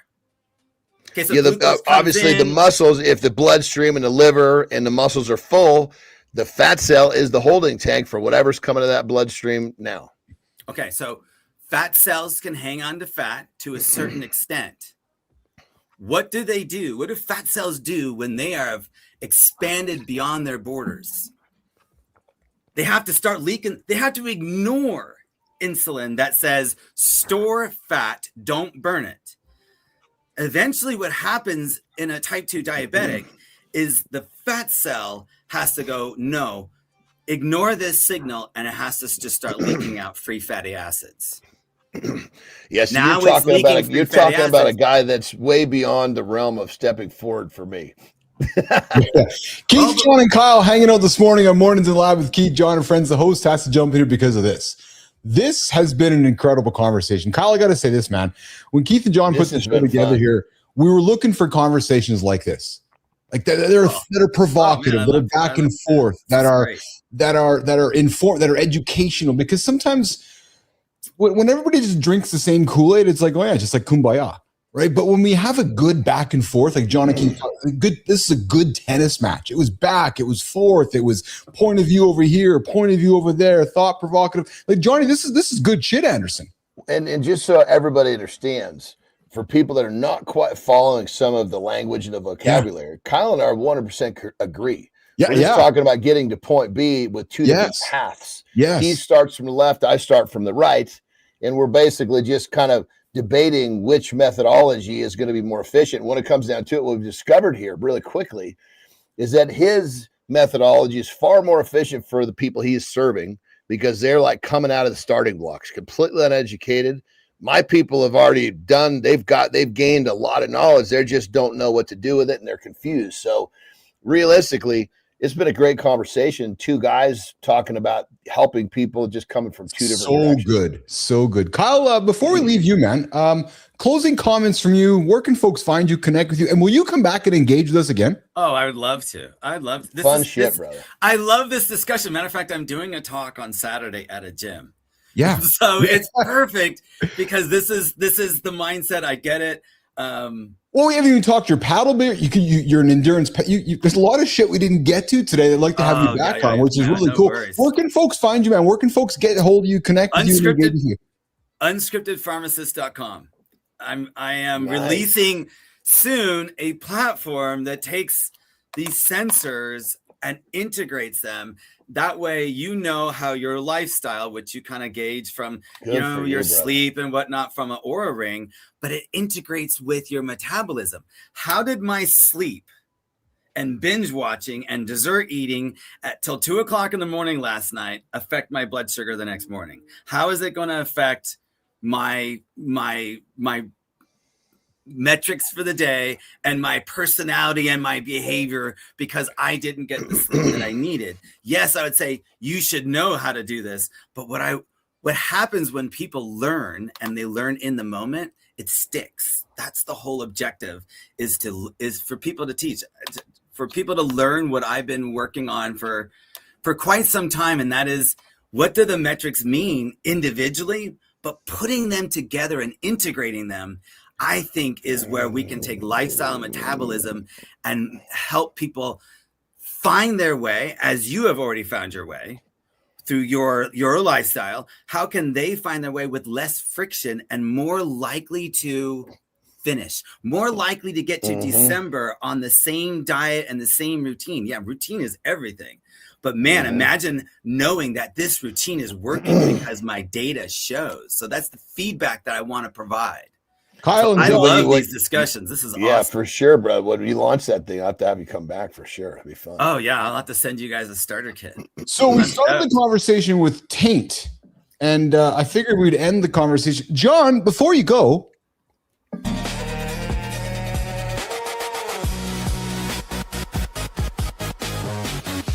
John, before you go, how do we name this horse breeding lab moment without getting demonetized? It's Stallion Sample Collection. But that sounds like a job at Costco. Don't say seed harvest. That's how you end up on a list. Call it barnyard science. It's educational, but it still feels illegal. All right, John. You name it, and we'll keep it clean.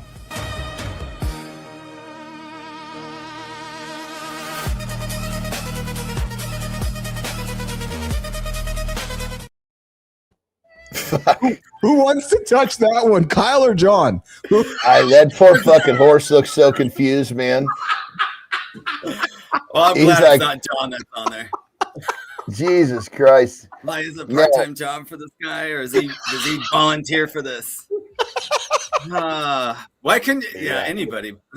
Oh my God, Kyle wrote something. Man, listen, I've had a lot of, dude, you're awesome, man. You come back, hang with us again today. I loved your energy. I hope you had as much fun hanging out with us today as we had with you. That was great. Thank you, guys. What a great way to start the day. I got this out of my system. I feel good. Right. Start my morning routine. All right, Kyle. Enjoy your day, brother. Yeah, have a good one, brother. I appreciate you. Johnny, before you go, Charlie Good Time says, is that your cousin Keith? No. Yeah, that's Bobo. Let's see, Bobo uses his hands.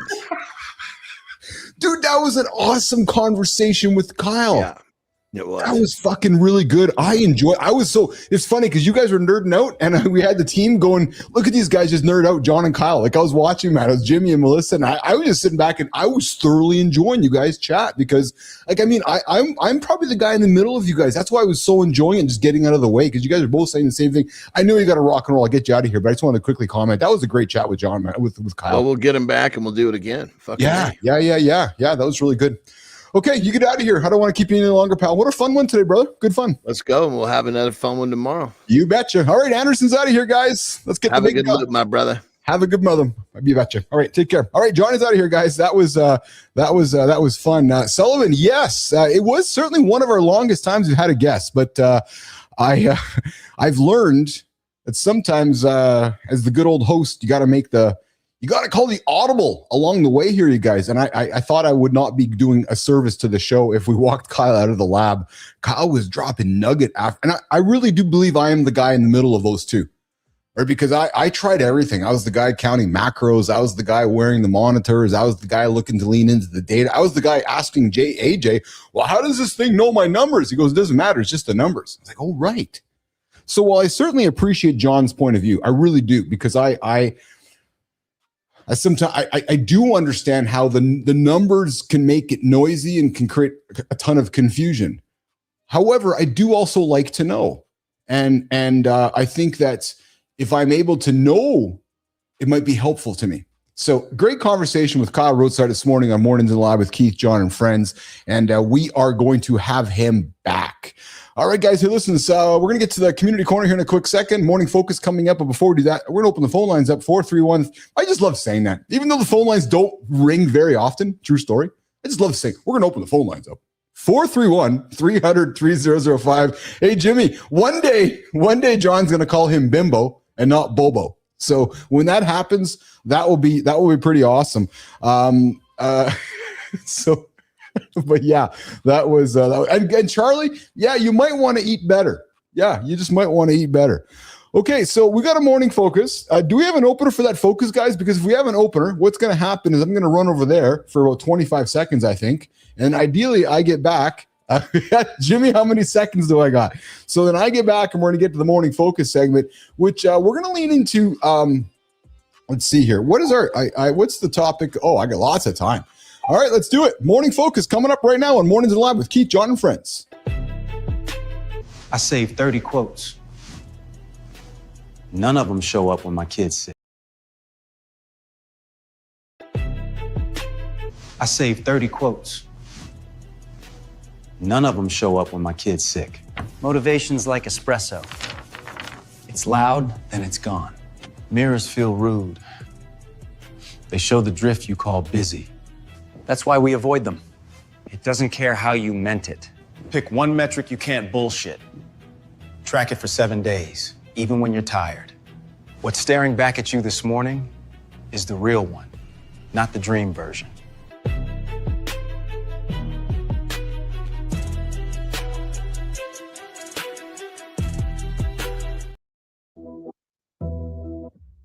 All right.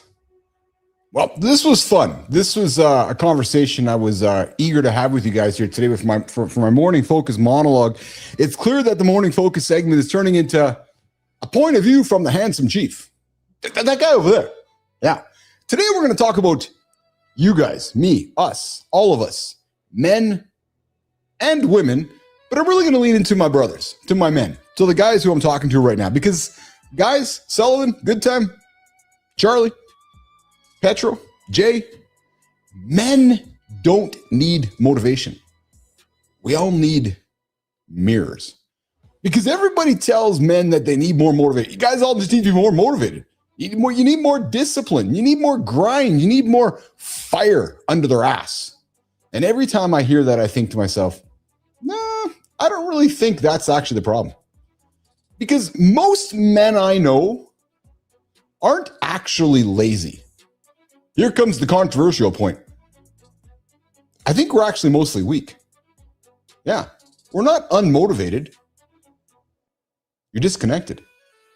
Because motivation is actually everywhere now. It's on your fucking watch. It's on your ring. It's everywhere around. There's just motivation. It's on your phone before you even get out of bed in the morning. There's quotes. There's clips. There's podcasts. There's us saying, get up and get after it. Rise and grind. All this noise. And it feels good for about, 2 hours when we're doing our show. But it's like that motivation. So it's like the show's over. The motivation's a hit. But guys, maybe we want to spin the M word from motivation to a mirror, because the mirror in front of us is a reckoning. You can't hide from your own mirror. Motivation tells you who you could be. A mirror? A mirror shows you who you are. And that's why mirrors are uncomfortable. That's why we're scared of our own mirror. I didn't change my life because I got motivated. No, not at all, actually, because I don't fucking believe in motivation. But I believe in my own mirror. I changed my life because I finally saw myself clearly through all my journeys, through all my struggles, through the mountains, through the drunk nights, through the bad decisions, time and time again, through the self-sabotaging behavior. Not the highlight reel version of myself, not the guy I used to be, not the story that I told other people. No, the real version, the patterns, the blind spots, the habits that I kept justifying, perhaps the same habits you're justifying, the parts of my life where I was drifting and calling it, Neiman, I'm just busy. I'm fucking busy, man. But then here's the truth. Here's the truth that most of us, I did not want to admit. I fucking hated the mirror. I was fat. The mirror didn't lie. But I wasn't just fat with weight. I was fat with my views. I didn't care about intentions. I didn't care what I was meant to do. That mirror just reflected what I had been doing consistently. Accumulative, bad decisions. My health, my relationships, my energy, my presence, your excuses. Because most men aren't failing. No, you're just slowly drifting. First week in January. Next thing you know, it's the second week in January. Next thing you know, you're drifting into February. And that drift is as dangerous because it's quiet. There's no alarms, there's no breakdown, just a slow erosion of standards while everyone tells you, oh yeah, you're doing great. You're just doing great. But the worst part, no one tells you. No one tells you the worst part. Jimmy, no one gets in front of you for the worst part. Because we've built a culture where men are either hyped up or torn down, but we're rarely told the truth. I had this conversation a couple weeks ago with John going, I want to talk to somebody who I have a lot of love for, who have an immense amount of love for, but I don't know how. And I say to myself, that is why perhaps isolation is the real threat to all of us men, not pressure, not commodities, not competition, not from the guy over there. It's actually isolation. I was this guy. Oh, fuck, I was this guy that I'm going to share with you right now. I was the guy who rationalized anything and everything. Self-sabotaging behavior. Oh, yeah. That Big Mac, it's got protein in it. It's going to make me feel good. Dopamine spike. Oh, yeah, that blackjack table is going to make me a lot of money. Sit down, put the honeys down. Oh, yeah, I can crash that bottle of Ciroc in a couple hours. It's going to make me feel really good later. Oh, I can boss that person around, bully that person over there to get what I want. But a man in a real room with real people has nowhere to hide. Where the fuck can I go right now? Huh. That is what a mirror actually is. It's not criticism. It's not shame. It's not someone yelling at you to do more. It's someone, yourself, holding the reflection steady and saying, this is what I see. What do you see? Maybe the real gifts we should be getting for our brothers is mirrors for ourselves. Because that is what real accountability is. This mirror right in front of me changed my fucking life. Not someone pushing me here, not someone pushing me forward, not somebody give me quotes when I get up in the fucking morning, but someone standing still long enough for me to face myself, my own fucking mirror. That doesn't happen to you guys in the comments. Sure, they feel good when somebody says you're doing great. It doesn't happen in the DMs. It doesn't happen in perfectly edited posts. It happens live in a conversation. In a moment and in moments, you can't rewind or re-record. That, my brothers, is where men grow. Not because we're motivated, but it's because we're seen. Do you remember that man a few weeks ago whose wife did not see him? So, that man needed a mirror for himself. Perhaps that wife needed her own mirror to see her husband. So, if you're waiting to feel motivated, well, you're going to be waiting forever. But if you're brave enough to really look at yourself in that mirror, change, it doesn't become, it is inevitable. Not because someone fired you up, not because of something I said, John said, Kyle, Jimmy, or somebody said on the show. It's because you finally told yourself the truth. That mirror told you the truth. Men, you don't need motivation. You need mirrors. Because the question is simple. What are you seeing right now? And are you willing to do something about it? Because if you are, that is the step you need to get yourself into 2026. And if you need help, just tell me the direction. Chasing passion sounds cute. It's also how people quit early. I've tried monetizing a hobby once. it killed the joy, and I felt dumb. If you speak just to win, you lose later. Ask if it's necessary before you talk. Better is a price war. Different is leverage at work and at home. Pick one edge you can own this week, then prove it 3 days in a row. Handsome Chief, back to you.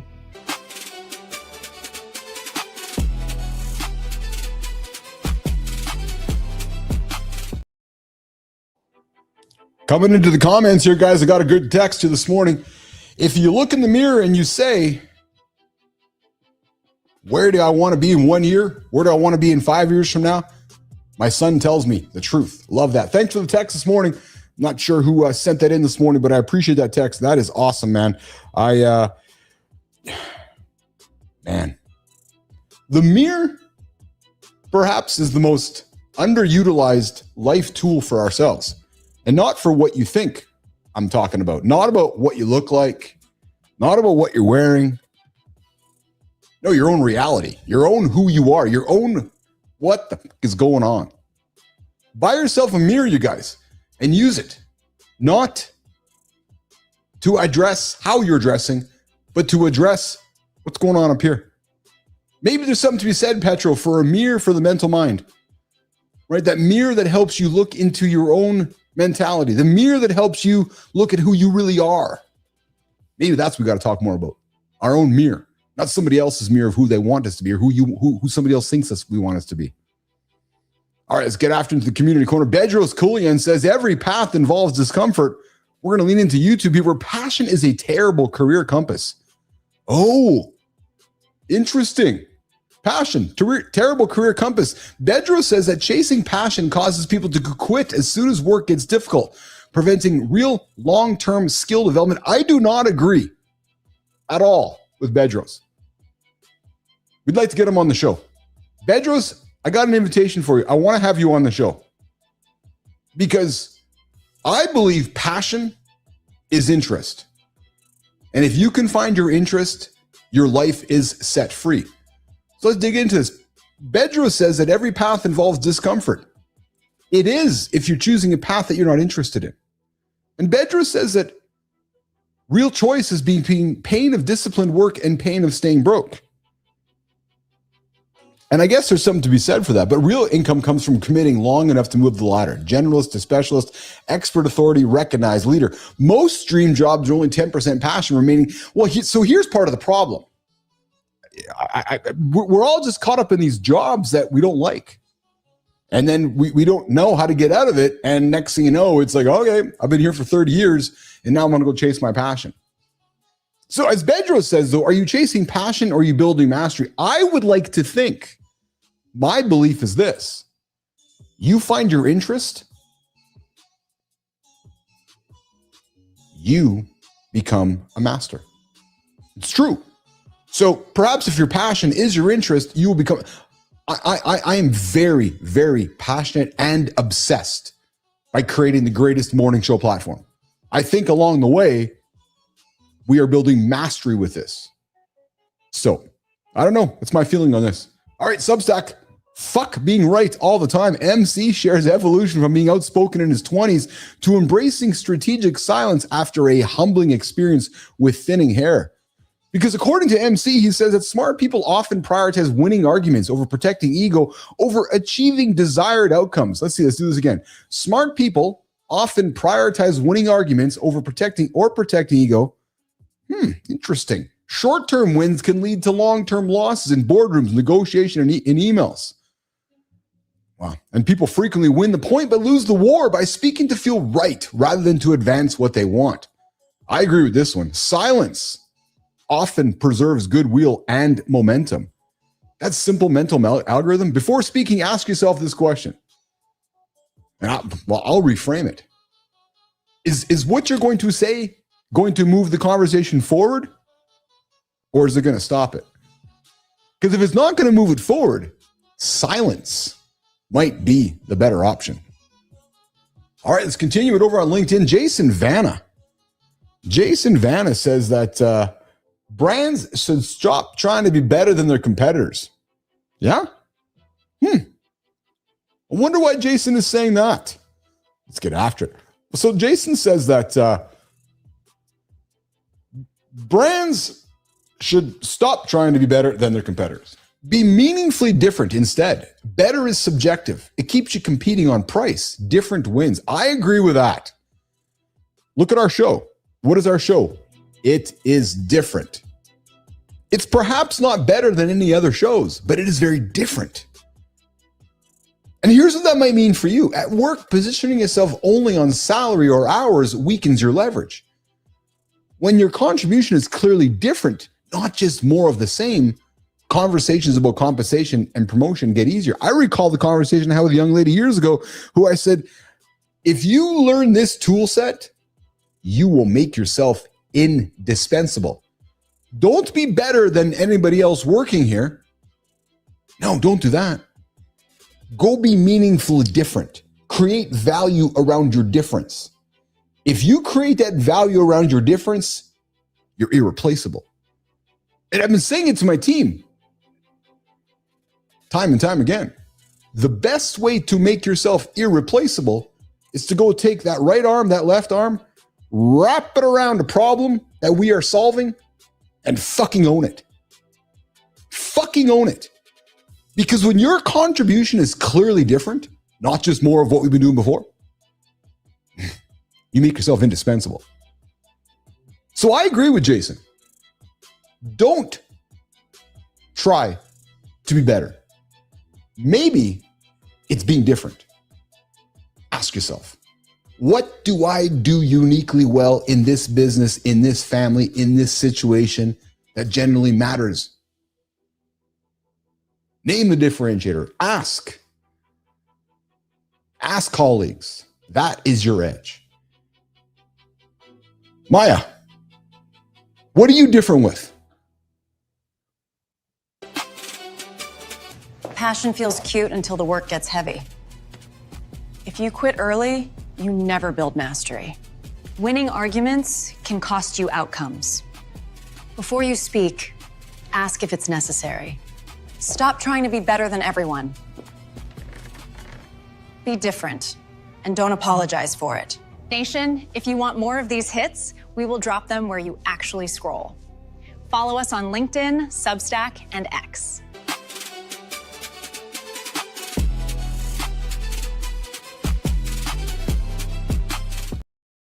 Wrap it up another one, nation. We sure are. Boom, boom. Today was the Taint show. Yeah, true story. We started the show talking about taint, and we ended up the show talking about taint and horse masturbation. Just saying. And we talked about continuous glucose monitoring, and we talked about Lego smart bricks, and we talked about fat farms in China. That is the kind of morning show conversation we have on the big show we call Mornings in the Lab with Keith, John, and Friends. We are a morning magazine coming together like anything you have not seen before. Today wasn't about chasing motivation or collecting ideas. No, we don't do that here in the lab. We looked at how people and systems actually change when what used to work stops working. The Lego brick, 100 years, almost a 90-year company, like, okay, this is the same way we're doing it. They unveiled a brand new brick yesterday, which is a brand new way of looking at leadership. It's like, no, we're going to lead the next 90 years this way. That takes fucking gall. That takes butt. That takes, what's the word I'm trying to say? That takes balls. In the morning loop, we showed that, we talked about some of the stuff on CES, and it showed up in a more personal way. What happens when someone realizes the system they trust no longer fits his own life? We had a great conversation with, take taint, Melissa.